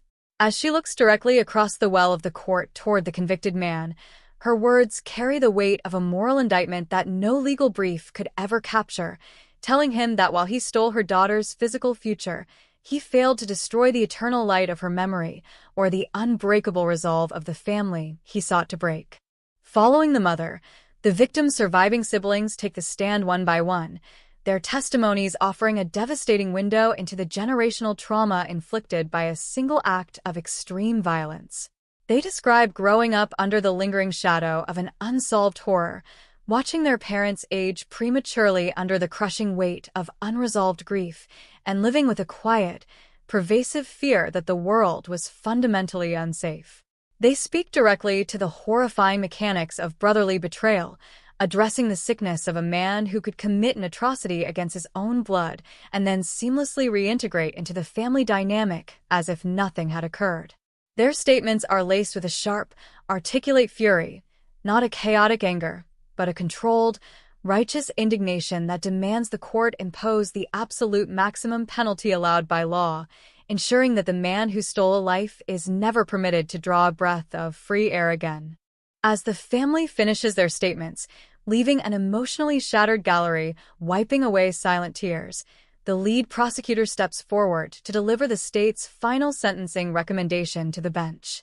The prosecutor's voice is steady, measured, and uncompromising as he frames the case not merely as a murder trial, but as an extraordinary crime against humanity and family trust that demands an equally extraordinary judicial response.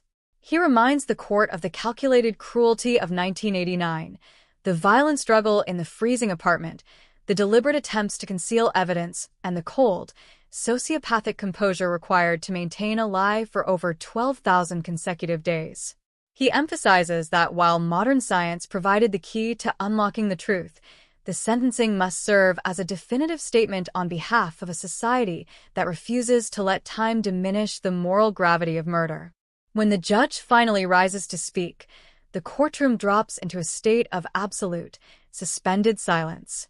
The judge, a veteran of the bench who has presided over countless serious felony trials, looks down at the defendant with an expression of profound, solemn condemnation. He begins his remarks by praising the quiet, unyielding persistence of the cold case investigators and genetic genealogists who refuse to let a legacy file die, noting that this case stands as a monumental triumph of human dedication wedded to modern science. But as he turns his focus directly onto Edric Lamont Faust, the judge's tone hardens into an unsparing critique of human evil.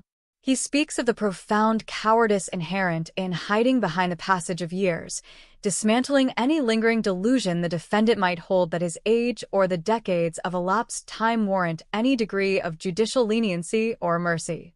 The judge notes with biting clarity that every single day the defendant walked free between 1989 and the day of his arrest was in Stolen Day, a day lived on borrowed time, while the family suffered an ongoing psychological imprisonment. He condemns the calculated deception, the weaponization of familial closeness, and the absolute lack of remorse demonstrated throughout the entire investigation and trial. With the full authority of the state vested in him, the judge delivers the formal sentence: multiple consecutive life terms in a maximum security state penitentiary, explicitly structured without the possibility of parole. The words echo off the mahogany walls with the absolute finality of a slamming iron gate, guaranteeing that Edric Lamont Faust will spend the remainder of his natural life surrounded by concrete and steel, never again to see the open horizons of the Illinois prairie as a free man. The physical execution of the sentence occurs immediately and without delay.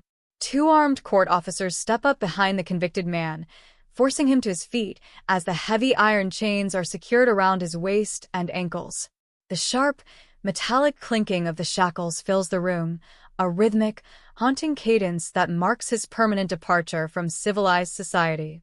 As he is turned toward the side exit leading to the holding cells below, he does not look back at the gallery, nor does he offer a single word of apology or regret. The heavy, reinforced door swings open, revealing the dark, utilitarian corridor that leads toward the transport van and the maximum security facility that will serve as his tomb. The door clicks shut behind him with a heavy, definitive thud that resonates through the floorboards, signaling the absolute conclusion of his physical presence in the community he betrayed. In the immediate aftermath of the sentencing, as the judge clears the bench and the courtroom slowly begins to empty, an unexpected atmosphere of quiet, sacred tranquility descends upon the room. The surviving family members remain in their seats for a long moment, holding fast to one another, their faces reflecting a complex, overwhelming tapestry of emotions. The raw, open wound that had bled for over 3 decades has not magically disappeared, nor can a prison sentence restore the vibrant young life that was stolen on that freezing January night in 1989. Yet, the suffocating fog of uncertainty, fear, and unresolved suspicion that had paralyzed their lives for a generation has been permanently lifted.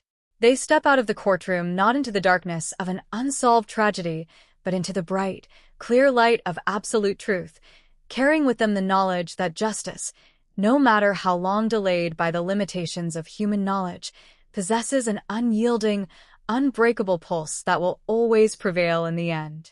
The 11th and final movement of this monumental, cinematic chronicle brings us to the ultimate horizon of closure, reflection, and eternal truth in the Illinois 1989 cold case saga. As the physical records of the trial are cataloged and stored in the historical archives, and the legal chapter closes with the absolute finality of Edric Lamont Faust's incarceration, this concluding segment invites us to look beyond the immediate boundaries of the courtroom and contemplate the immortal resonance of a life tragically cut short. When a community and a family spend more than 3 decades navigating the agonizing labyrinth of an unsolved murder, refusing to let the brutal events of a freezing winter night in 1989 fade into administrative indifference, the arrival of total justice is not merely a legal victory. It is a monumental restoration of cosmic order, a powerful affirmation that no amount of time, calculated deception, or institutional delay can permanently bury the unyielding pulse of truth. To fully understand the profound weight of this final conclusion, one must reflect once more upon the brilliant, luminous spirit of the victim herself. She was not a symbol forged by tragedy. She was a living, breathing human being of extraordinary promise, a devoted daughter, a loyal sibling, and a fiercely intelligent young person whose heart and mind were entirely dedicated to the pursuit of right. When her future was violently extinguished in that desolate Illinois landscape, the shockwave did not just shatter the immediate tranquility of the rural township, it created a permanent void in the lives of everyone who loved her. For over 33 years, the absence of answers cast a heavy shadow over her memory, transforming her name into an open, bleeding wound for her family, a painful reminder of a system momentarily paralyzed by the technological limitations of the late 20th century. Yet, the extraordinary resolution that ultimately brought her killer to light stands as an immortal monument to human endurance and scientific revolution. The arduous, decades-long journey from a dusty archive box containing scorched, degraded evidence packages to the maximum security cell housing Edric Lamont Faust represents an unprecedented masterclass in investigative persistence. It required a rare, flawless convergence of forces, a grieving family who refused to let their loved one become a forgotten footnote in a police ledger, veteran investigators who quietly guarded the physical evidence through generational turnovers, and a new generation of forensic scientists who weaponized next-generation DNA sequencing and advanced genetic genealogy against the darkness of history. This multidimensional triumph demonstrated conclusively that while perpetrators may believe time is their greatest ally, time is actually a slow-acting crucible that eventually strips away every illusion of safety, exposing the guilty to the unforgiving light of accountability. The broader cultural, legal, and national implications of this historic prosecution will continue to resonate across the American criminal justice system for generations to come. The Illinois case has fundamentally dismantled the antiquated myth that historical homicides are permanent dead ends, compelling police departments, state bureaus, and district attorneys' offices to audit their archives with renewed urgency and advanced methodologies. By proving that legacy biological evidence can be re-examined to secure airtight, unassailable convictions, this victory has sent a chilling, unmistakable message to every unpunished criminal currently walking free under the false security of elapsed years. The technological gap is closing. The dark corners of the past are being illuminated with breathtaking clarity, and the truth will always find a way to break through the surface. The legacy of this case is now woven into the legislative and procedural framework of modern law enforcement, serving as a gold standard blueprint for cold case units nationwide. Today, as the Illinois prairie returns to its familiar, quiet rhythm beneath the vast, open skies, the region carries a profoundly transformed consciousness. The memory of the victim is no longer defined solely by the horror of her brutal end, but by the magnificent, triumphant vindication that brought her betrayer to justice. Her name is forever etched into the legal, cultural, and moral history of the state as a glowing beacon of hope, an enduring reminder that justice, though sometimes delayed by decades of heartbreak and technological barriers, will ultimately find its way home. The silence that once protected the guilty has been permanently shattered, replaced by an eternal chorus of truth, remembrance, and the unyielding triumph of light over the deepest darkness. The 12th movement of this epic, cinematic chronicle opens on a quiet, reflective morning in the Illinois countryside, far removed from the exhausting theater of the courtroom and the heavy, metallic clanking of prison gates.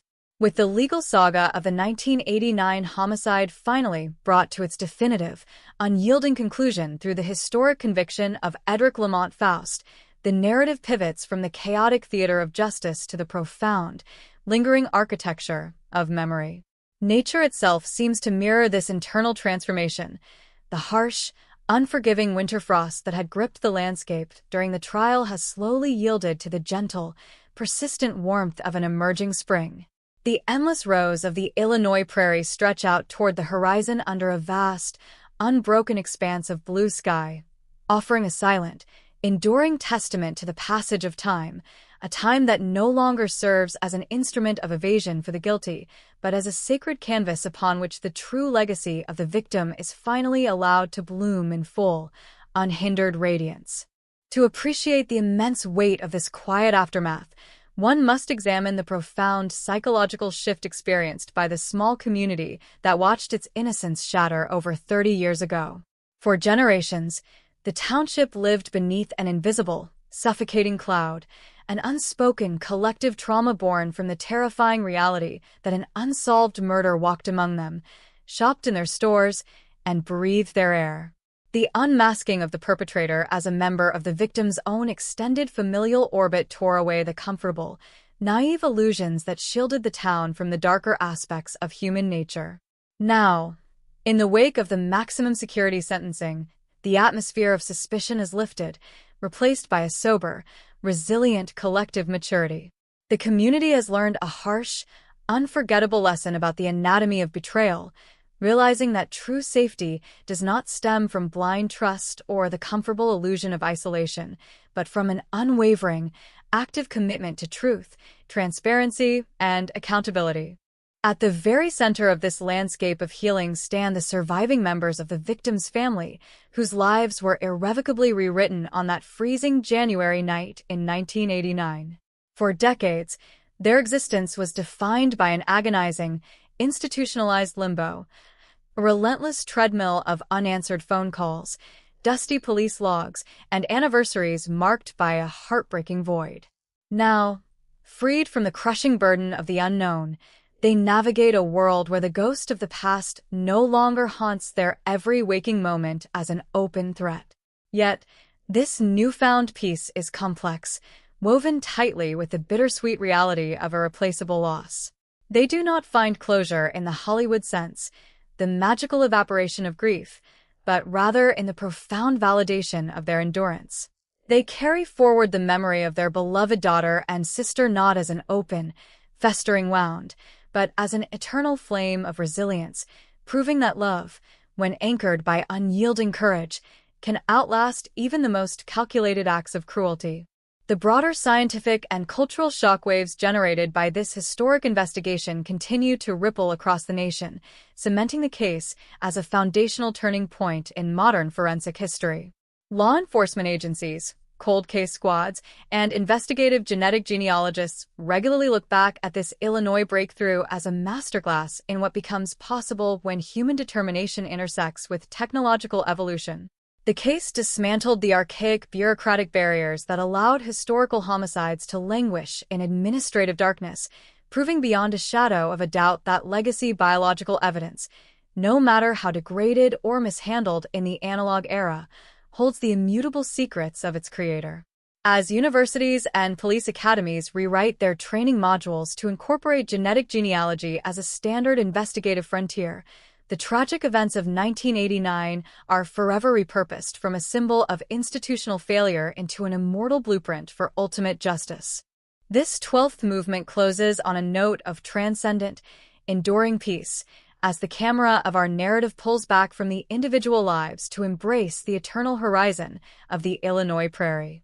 The whispers of the past have finally been quieted, replaced by the resonant, unbreakable truth that no crime is ever truly forgotten, and no amount of elapsed time can outrun the relentless march of science and human resolve. The victim's name, once nearly swallowed by the shadows of history, now stands immortalized as a beacon of hope for every family still waiting in the dark for their own moment of reckoning. The long night has ended, the truth has broken the surface, and the light of justice shines unimpeded across the landscape, illuminating a path of remembrance that will endure as long as the earth turns beneath the open sky. The 13th movement of this expansive, cinematic chronicle opens on a quiet, golden afternoon, casting long, dramatic shadows across the tranquil fields of the Illinois landscape. While the legal battles have ended and the prison doors have permanently slammed shut on Edric Lamont Faust, the deeper human story continues to ripple outward, touching every corner of the community that lived through the shadow of 1989. This segment explores the profound, long-term psychological restructuring of a society forced to reconcile its idyllic self-image with the stark, chilling reality of betrayal from within. For decades, the town had comforted itself with the notion that danger always arrived from the outside, that malevolence wore the face of a stranger passing through on a lonely highway under the cover of night. The unmasking of a killer sheltered within the family's own trusted circle shattered that comforting illusion forever, forcing the residents into a painful, necessary evolution of consciousness regarding human nature, safety, and vigilance. To walk through the town square now is to observe a place that wears its history with a quiet, hardened dignity. The old-timers who remember the bitter winter of 1989 speak in hushed, reverent tones about the young woman whose vibrant life was stolen, recognizing that her memory is now woven into the very fabric of the local identity. Local businesses, community centers, and neighborhood organizations have begun establishing permanent tributes, not morbid memorials of grief, but vibrant scholarships, youth advocacy programs, and community safety initiatives named in her honor. These institutions serve as a living testament to the fact that while a life can be cut short by an act of supreme malice, the positive impact of that individual's spirit cannot be erased by time or tragedy. The community has transformed its collective sorrow into a powerful, proactive shield, ensuring that future generations grow up in an environment characterized by openness, mutual support, and a hypervigilant commitment to protecting the vulnerable. For the surviving family members, this 13th movement represents a crucial phase of post-trial integration, the difficult, courageous transition from the acute adrenaline of the courtroom battle back to the quiet, everyday rhythm of living. With the absolute finality of the multiple consecutive life sentences handed down to the perpetrator, the family no longer carries the suffocating burden of the unknown. They no longer wake up to the haunting question of who destroyed their world, nor do they spend their days lobbying indifferent bureaucrats for answers that never came. Yet, as they step into this new chapter of existence, they confront the bittersweet architecture of survival. They must learn how to celebrate life's milestones, births, graduations, quiet Sunday dinners, in a world where the vacant chair at the head of the family table is a permanent fixture. Their resilience is not defined by the absence of pain, but by their refusal to let that pain define the entirety of their legacy. Behind closed doors, the psychological and emotional labor of processing generational trauma is an ongoing, deeply personal journey. Younger members of the family, who were either infants or not yet born when the tragedy struck in 1989, inherit the echoes of a sorrow they did not directly witness, but feel with startling intensity. They grow up listening to the oral histories passed down by their parents and grandparents, stories of a brilliant, compassionate young woman who loved art, laughed easily, and dreamed of a future that was violently stolen. This transmission of memory acts as a vital bridge across the decades, ensuring that the victim remains a living, breathing presence in family gatherings rather than a distant, tragic photograph on a mantelpiece.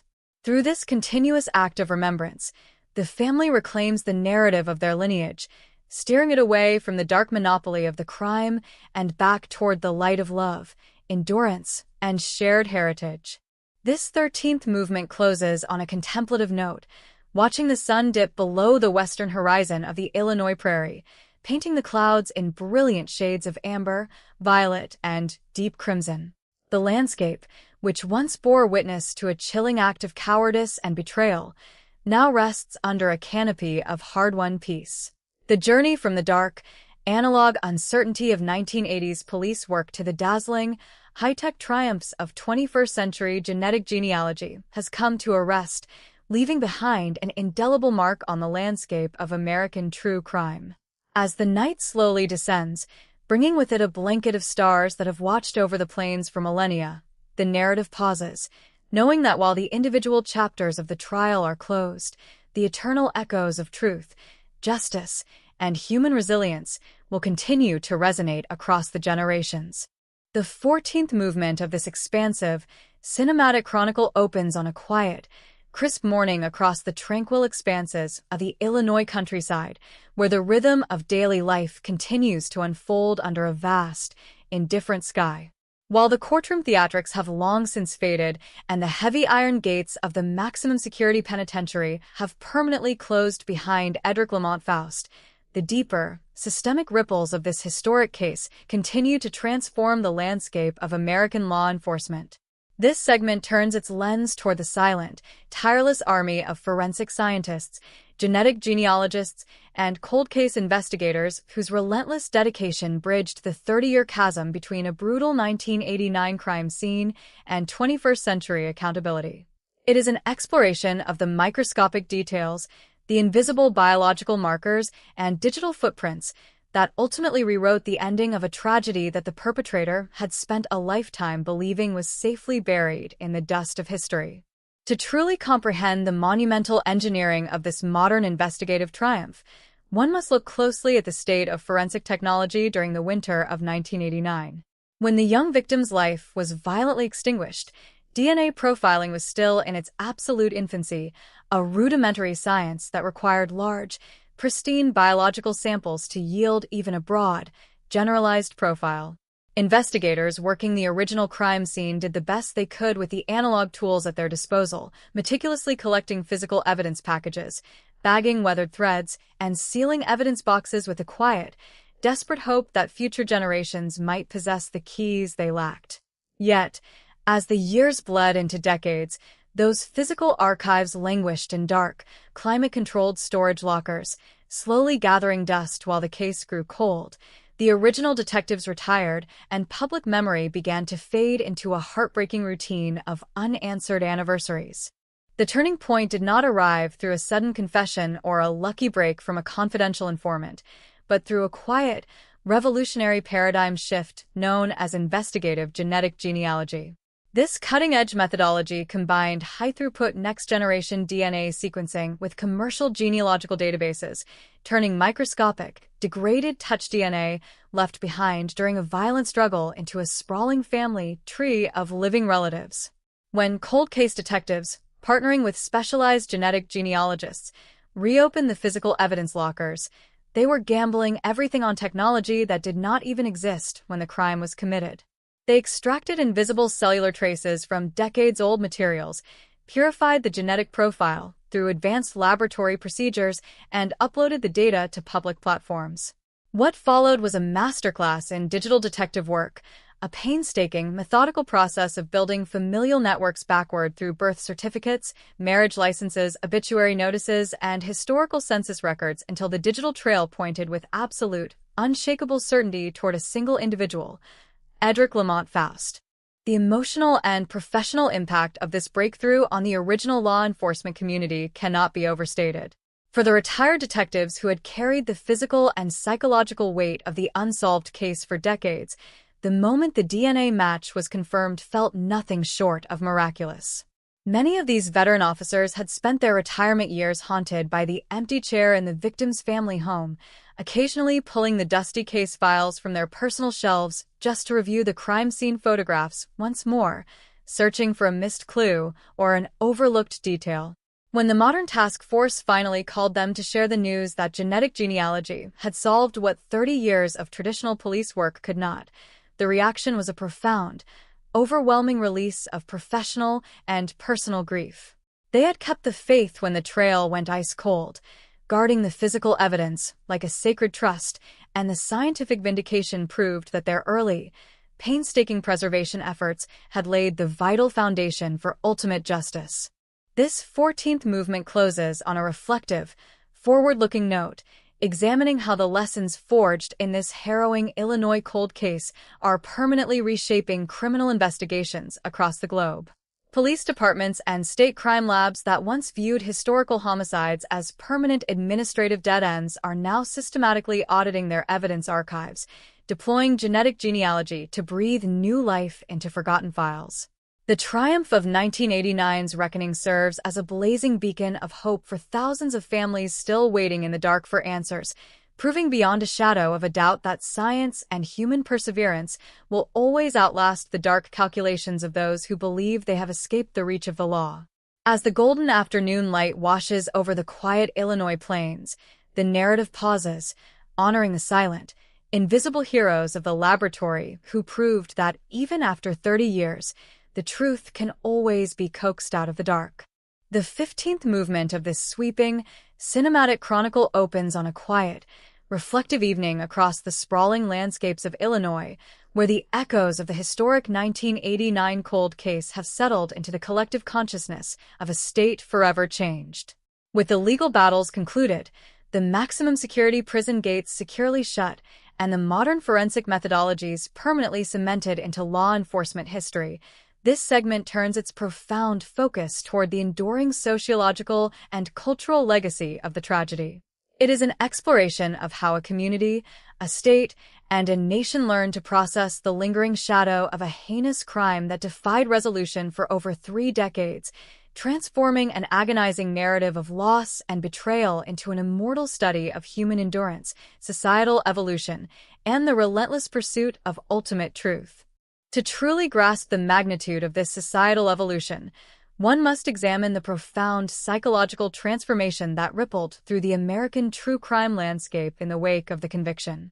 For generations, Historical homicides were accepted as tragic, permanent casualties of time, unsolved mysteries destined to fade into yellowing paper files and forgotten police archives as witnesses passed away, evidence degraded, and memories dissolved.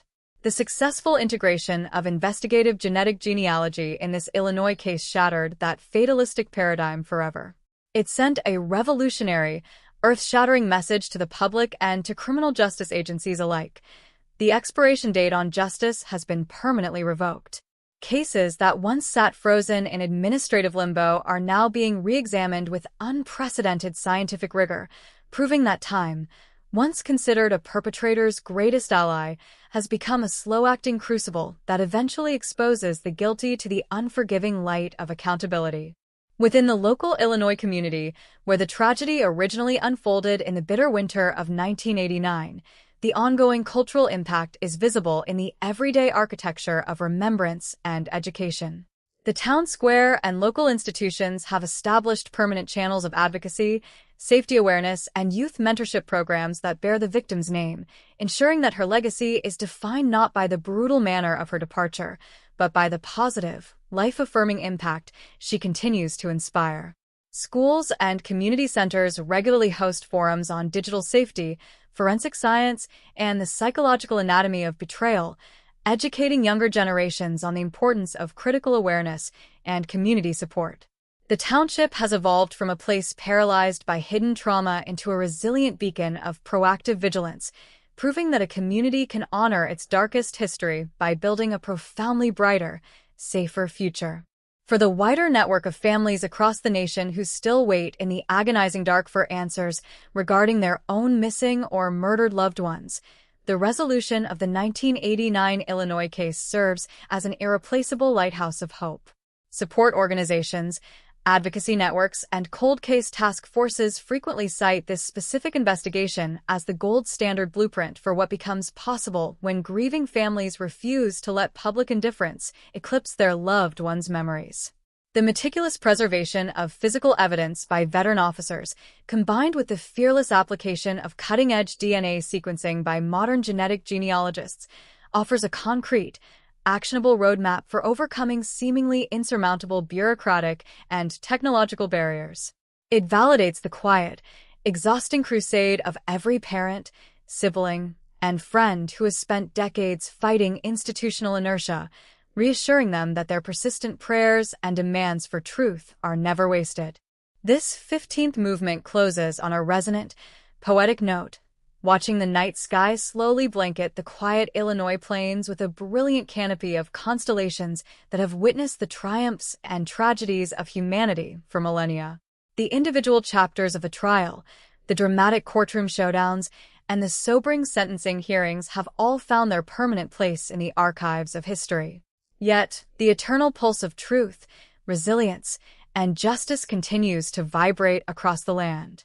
As the narrative pauses, the focus remains fixed on the unbreakable bond of human memory, a sacred force that outlasts the darkest winters, defies the relentless erosion of time, and ensures that the light of truth will always break triumphantly through the surface.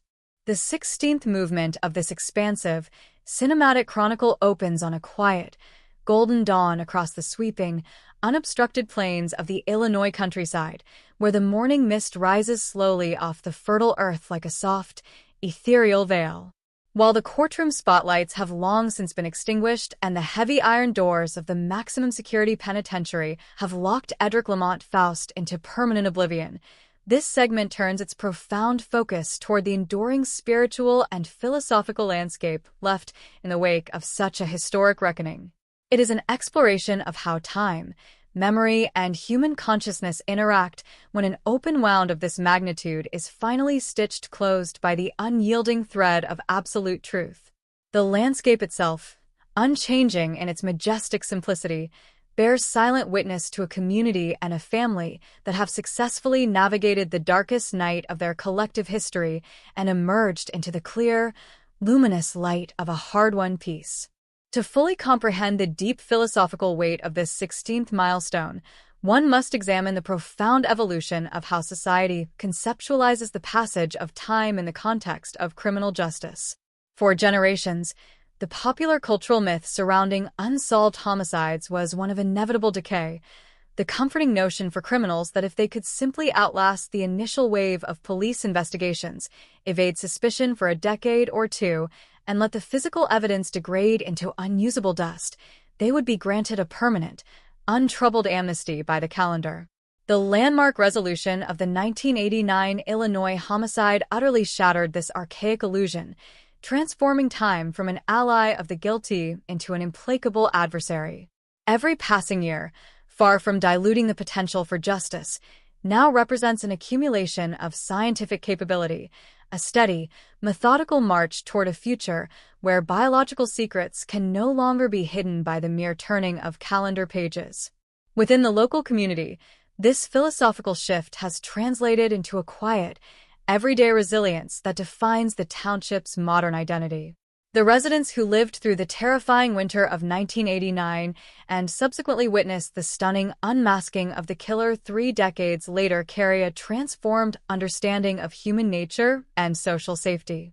They have learned that true security does not come from a naive, unexamined trust in the comforting appearance of ordinary life, but from an active, vigilant commitment to honesty, accountability, and the protection of the vulnerable. Local schools, civic organizations, and community groups continue to integrate the lessons of the case into their educational frameworks, ensuring that younger generations understand both the fragility of social trust and the incredible, enduring power of human perseverance when confronted with unimaginable adversity. For the surviving members of the victim's family, the philosophical journey has moved past the acute agony of the trial and into a sacred, permanent state of integrated remembrance. They no longer live in the exhausting shadow of an unresolved nightmare, nor are they defined solely by the tragedy that struck their household more than 30 years ago. Instead, they have reclaimed the narrative of their lineage, anchoring their daily lives in the vibrant, joyful memories of the brilliant, compassionate young woman whose spirit was never extinguished by the cowardice of her murderer. They speak of her not as a distant, tragic historical artifact, but as a living presence at family celebrations, holiday gatherings, and quiet moments of reflection.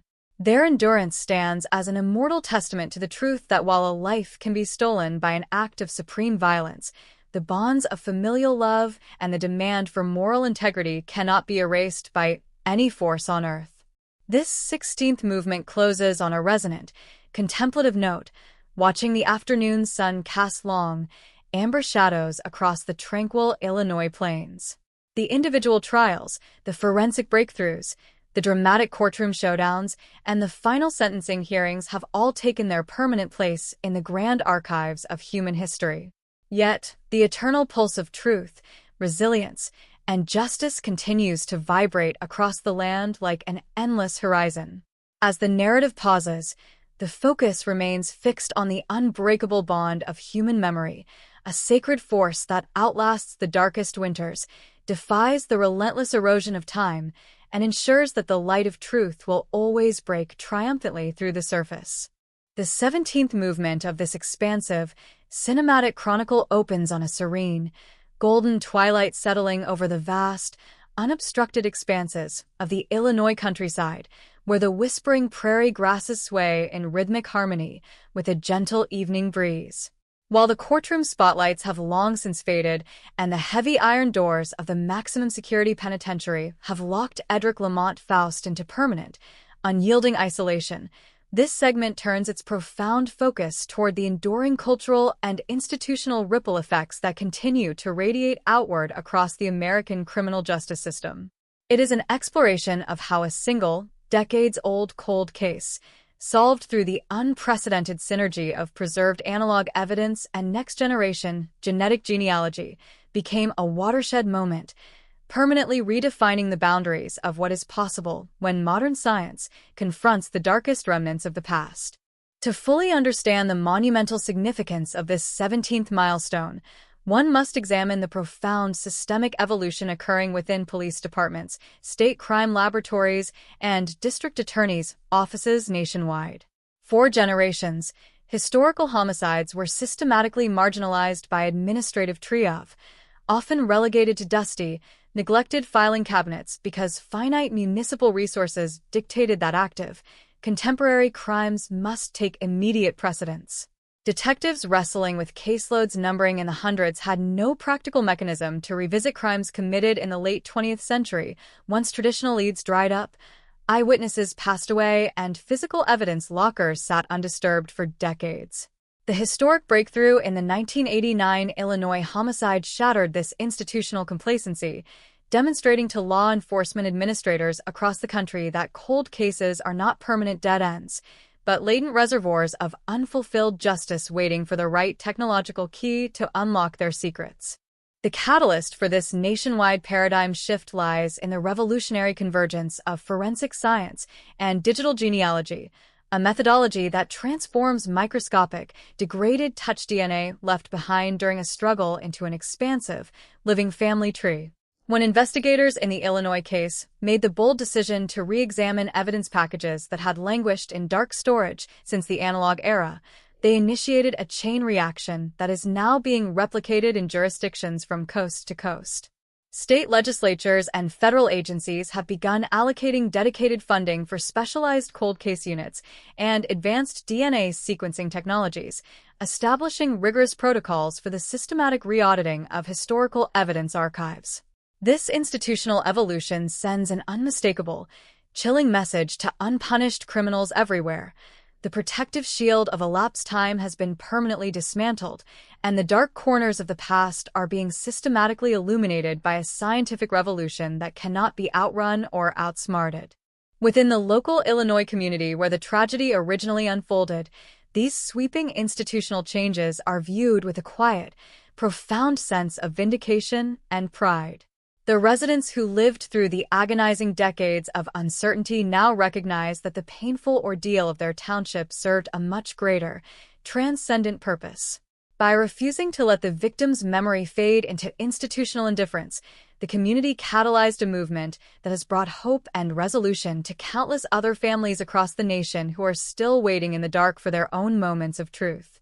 Local civic leaders, educational institutions, and advocacy groups regularly host symposia on forensic innovation and victims' rights, ensuring that the lessons forged in the winter of 1989 are preserved as an essential part of the region's civic heritage, a constant reminder of what can be achieved when human perseverance refuses to yield to despair.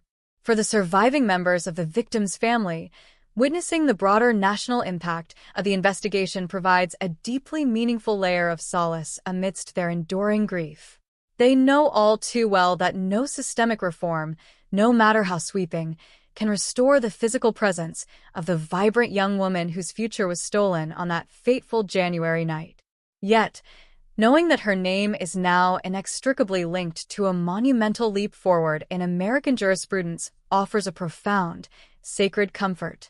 Her legacy has transcended the localized boundaries of a small-town tragedy to become an immortal symbol of hope, lighting the way for thousands of other families navigating the tortuous labyrinth of unresolved violent crime.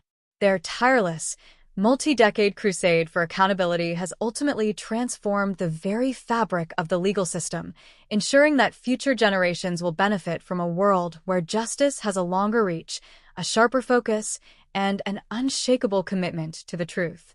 This 17th movement closes on a resonant, contemplative note, watching the first brilliant stars of the evening pierce the deepening violet sky above the Illinois prairie.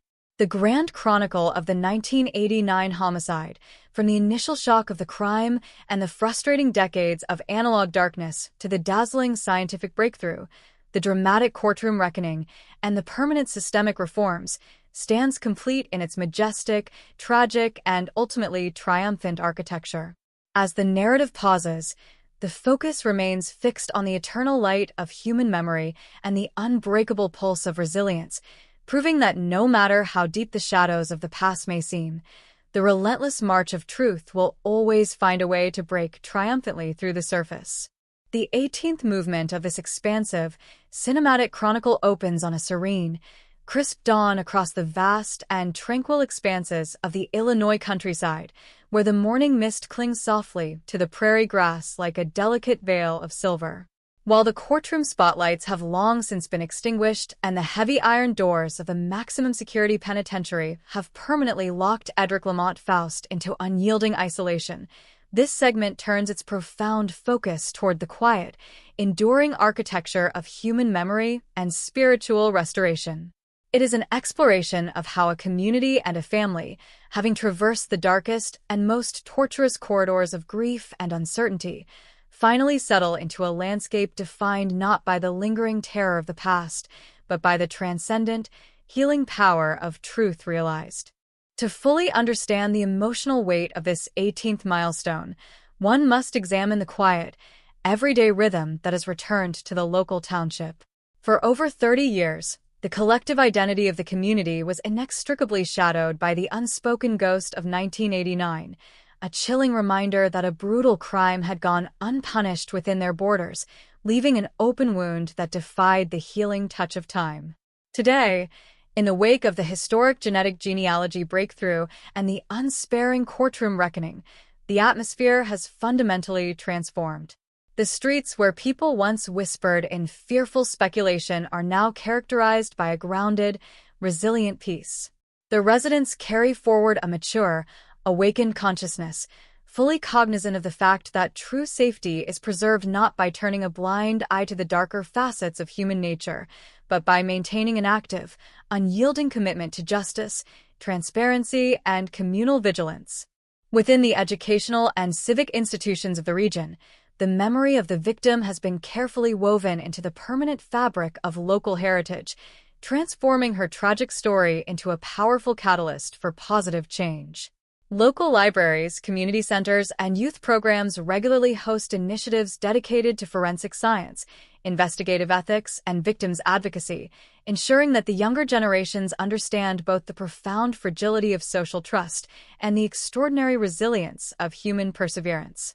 These programs serve as a living, breathing tribute to a young woman whose brilliant mind and compassionate spirit were violently stolen before she could share her full gifts with the world. By honoring her name through active community stewardship, the township ensures that her legacy remains defined not by the manner of her departure, but by the enduring light of hope and protection she continues to cast over future generations. For the surviving members of the victim's family, this 18th movement represents a sacred, deeply personal phase of integrated remembrance. The exhausting adrenaline of the multi-decade crusade for answers and the intense emotional theater of the trial have given way to a quiet, contemplative grace. They no longer carry the suffocating burden of the unknown, nor do they wake up to the haunting void that defined their lives for over 3,000 weeks. Yet, their healing is not a neat Hollywood conclusion where pain vanishes. Rather, it is a courageous mastery over sorrow. They have learned to navigate the milestones of life, quiet Sunday dinners, family celebrations, and peaceful autumn evenings, with the understanding that their beloved daughter and sister is present not in physical form, but in the unbreakable bonds of love that time, distance, and malice could never sever. Their endurance stands as an immortal monument to the truth that while a life can be cut short by an act of supreme cowardice, the love that cherishes that life is eternal and unconquerable. This 18th movement closes on a resonant, poetic note, watching the afternoon sun cast long, amber shadows across the tranquil Illinois plains. The individual trials, the forensic breakthroughs, the dramatic courtroom showdowns, and the permanent systemic reforms have all taken their permanent place in the grand archives of human history. Yet, the eternal pulse of truth, resilience, and justice continues to vibrate across the land like an endless horizon. As the narrative pauses, the focus remains fixed on the unbreakable bond of human memory, a sacred force that outlasts the darkest winters, defies the relentless erosion of time, and ensures that the light of truth will always break triumphantly through the surface. The 19th movement of this sprawling, cinematic chronicle opens on a serene, golden twilight settling over the vast, unobstructed expanses of the Illinois countryside, where the whispering prairie grasses sway in rhythmic harmony with a gentle evening breeze. While the courtroom spotlights have long since faded and the heavy iron doors of the maximum security penitentiary have locked Edric Lamont Faust into permanent, unyielding isolation. This segment turns its profound focus toward the enduring cultural and institutional ripple effects that continue to radiate outward across the American criminal justice system. It is an exploration of how a single, decades-old cold case, solved through the unprecedented synergy of preserved analog evidence and next-generation genetic genealogy, became a watershed moment, permanently redefining the boundaries of what is possible when modern science confronts the darkest remnants of the past. To fully understand the monumental significance of this 19th milestone, one must examine the profound systemic evolution occurring within police departments, state crime laboratories, and district attorneys' offices nationwide. For generations, historical homicides were systematically marginalized by administrative triage, often relegated to dusty, neglected filing cabinets because finite municipal resources dictated that active, contemporary crimes must take immediate precedence. Detectives wrestling with caseloads numbering in the hundreds had no practical mechanism to revisit crimes committed in the late 20th century. Once traditional leads dried up, eyewitnesses passed away, and physical evidence lockers sat undisturbed for decades.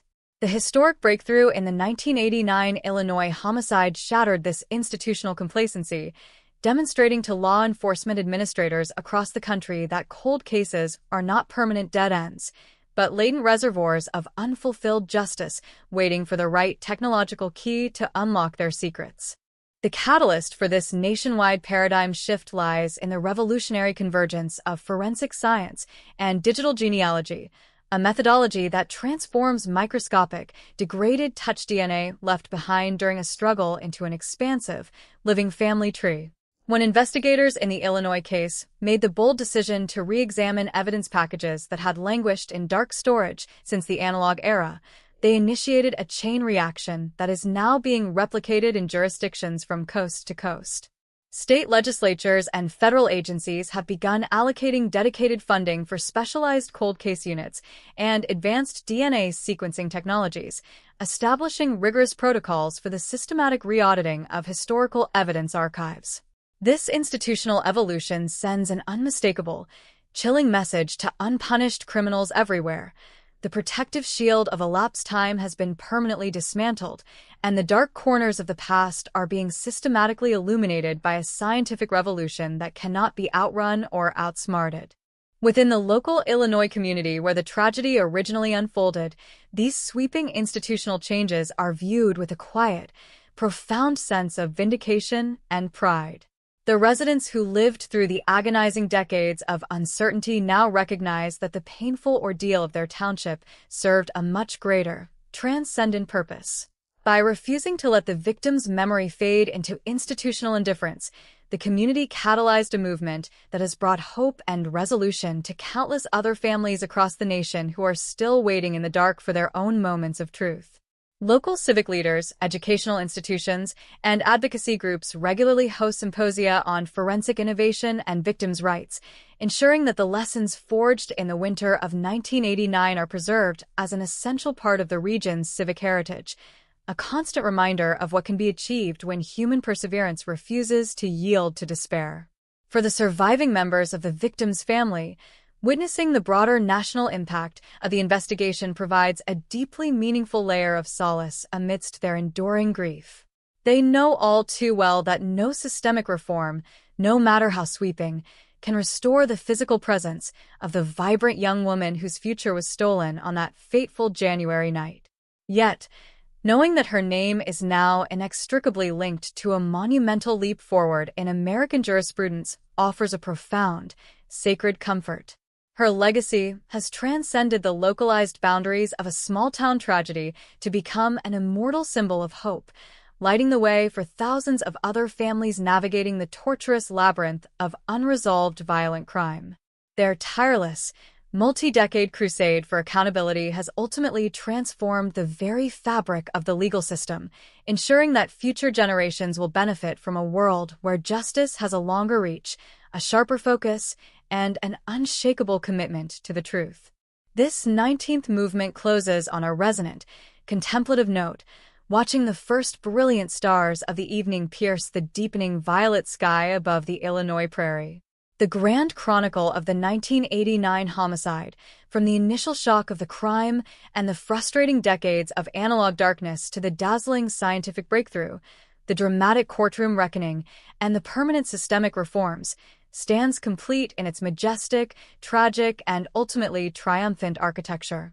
As the narrative pauses, the focus remains fixed on the eternal light of human memory and the unbreakable pulse of resilience, proving that no matter how deep the shadows of the past may seem, the relentless march of truth will always find a way to break triumphantly through the surface.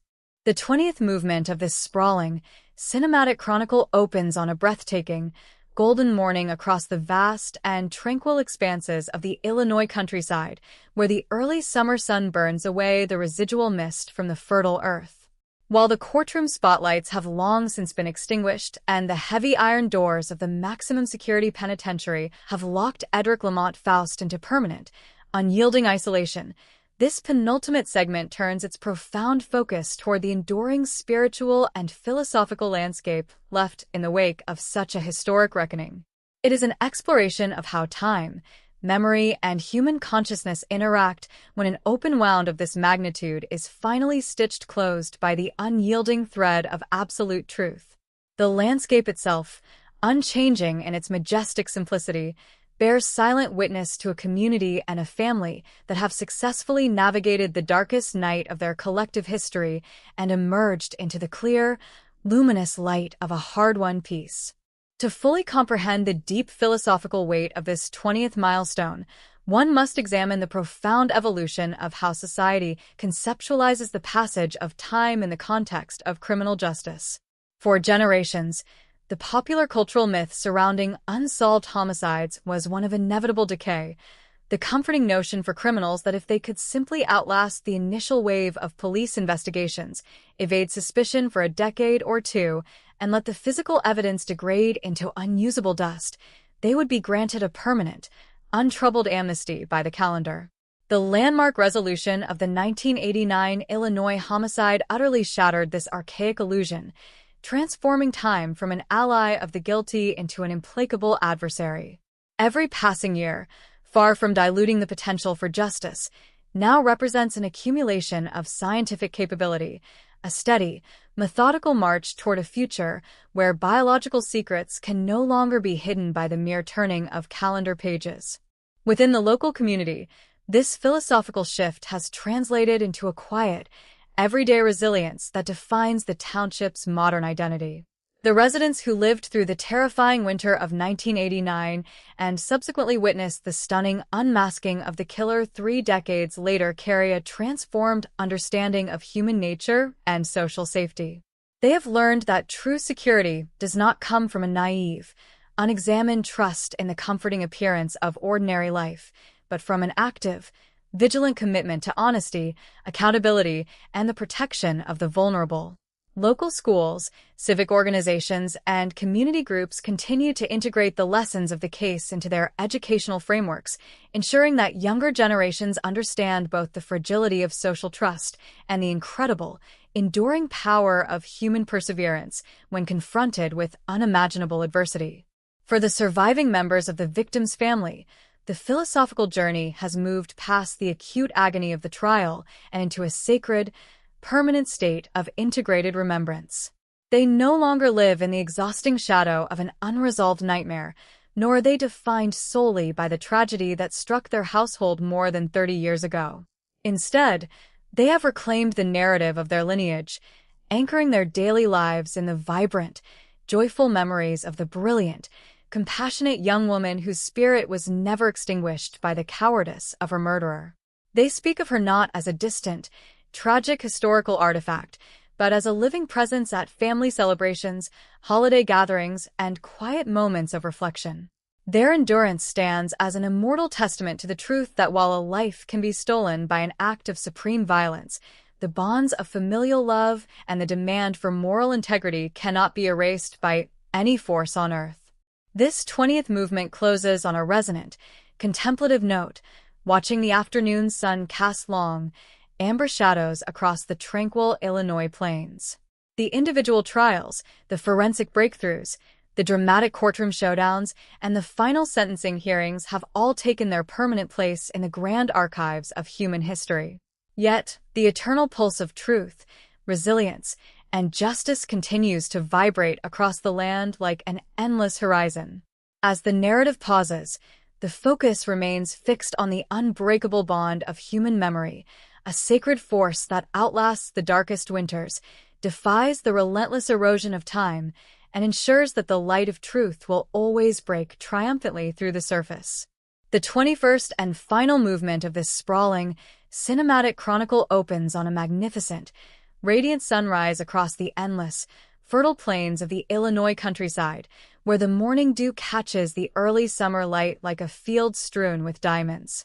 While the courtroom spotlights have long since been extinguished, the gavel has fallen for the final time, and the heavy iron doors of the maximum security penitentiary have locked Edric Lamont Faust into permanent, unyielding isolation. This ultimate segment brings the grand narrative to its profound and transcendent conclusion.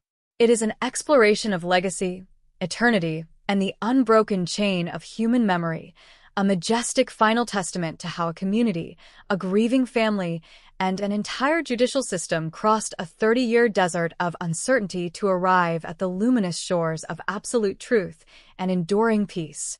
To fully comprehend the monumental scope of this final milestone, one must cast a wide, panoramic glance across the entire trajectory of the tragedy that began on a freezing January night in 1989. For decades, the narrative was defined by a devastating vacuum, a senseless act of violence that robbed a brilliant, compassionate young woman of a future filled with infinite promise, leaving behind a heartbroken family and a bewildered community trapped in an endless winter of unanswered questions.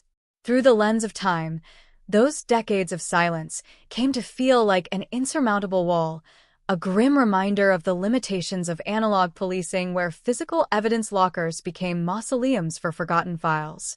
Yet, as this chronicle has painstakingly revealed, the story did not end in darkness. The advent of investigative genetic genealogy acted as a key that unlocked the vault of the past, proving that science, persistence, and human love can ultimately conquer even the most deeply buried secrets. The final chapter of the legal and investigative journey is now securely sealed in the archives of history, but its ripples will resonate for generations. The meticulous re-examination of preserved physical evidence packages, the painstaking construction of multi-generational family trees, the heart-stopping moment of the suspect's identification, and the dramatic, emotional courtroom showdowns have all coalesced into an immortal blueprint for modern criminal justice. Law enforcement agencies across the nation now view historical cold cases not as permanent dead ends, but as deferred promises of accountability. The legacy of this single Illinois investigation stands as a shining beacon, demonstrating that time is no longer an accomplice to murderers, but a relentless force that eventually brings every hidden darkness into the unsparing light of day. Within the local community where the tragedy originally unfolded, the final movement brings a profound sense of spiritual closure and communal rebirth. The residents who lived through the decades of shadow have watched their township transform into a living monument of resilience and proactive vigilance. Annual educational symposia, youth mentorship programs, and advocacy foundations bearing the victim's name ensure that her spirit lives on not through the sorrow of her departure, but through the boundless good she continues to inspire. The streets once haunted by speculation and fear are now grounded in an atmosphere of deep, communal trust and mutual protection. The community has learned the ultimate lesson of its collective trial, that while darkness can descend without warning, the human spirit, when anchored in truth and solidarity, possesses the unbreakable strength to rebuild, restore, and endure. For the surviving members of the victim's family, reaching this final movement marks the culmination of a grueling, heroic, multi-decade pilgrimage through the darkest valleys of human suffering. They have carried an unimaginable cross with extraordinary grace, refusing to let the flame of memory be extinguished by institutional indifference or the passage of time. Now, standing in the quiet dignity of a resolved history, they find a sacred solace that transcends words. They know that no courtroom verdict, no life sentence, and no historical acclaim can ever restore the physical presence of their beloved daughter and sister or fill the empty chair at family gatherings. Yet, they also know that they have achieved the impossible. They forced the world to remember her name. They held her killer fully accountable, and they transformed her tragic loss into a permanent shield of hope for countless other families navigating the wilderness of unresolved grief. Her memory is no longer a source of agonizing weight, but an eternal, guiding light, a radiant star in their personal firmament that will shine forever. This 21st movement, and with it this entire monumental chronicle, closes on a resonant, immortal note as the afternoon sun begins its slow, majestic descent toward the western horizon of the Illinois prairie, casting a warm, golden glow over a landscape that has witnessed both the worst of human cowardice and the absolute best of human perseverance. The individual chapters, from the chilling discovery in the winter of 1989 to the revolutionary science of the genetic breakthrough, the raw emotion of the trial, and the sweeping systemic reforms that changed American jurisprudence, now rest together in the grand archives of time.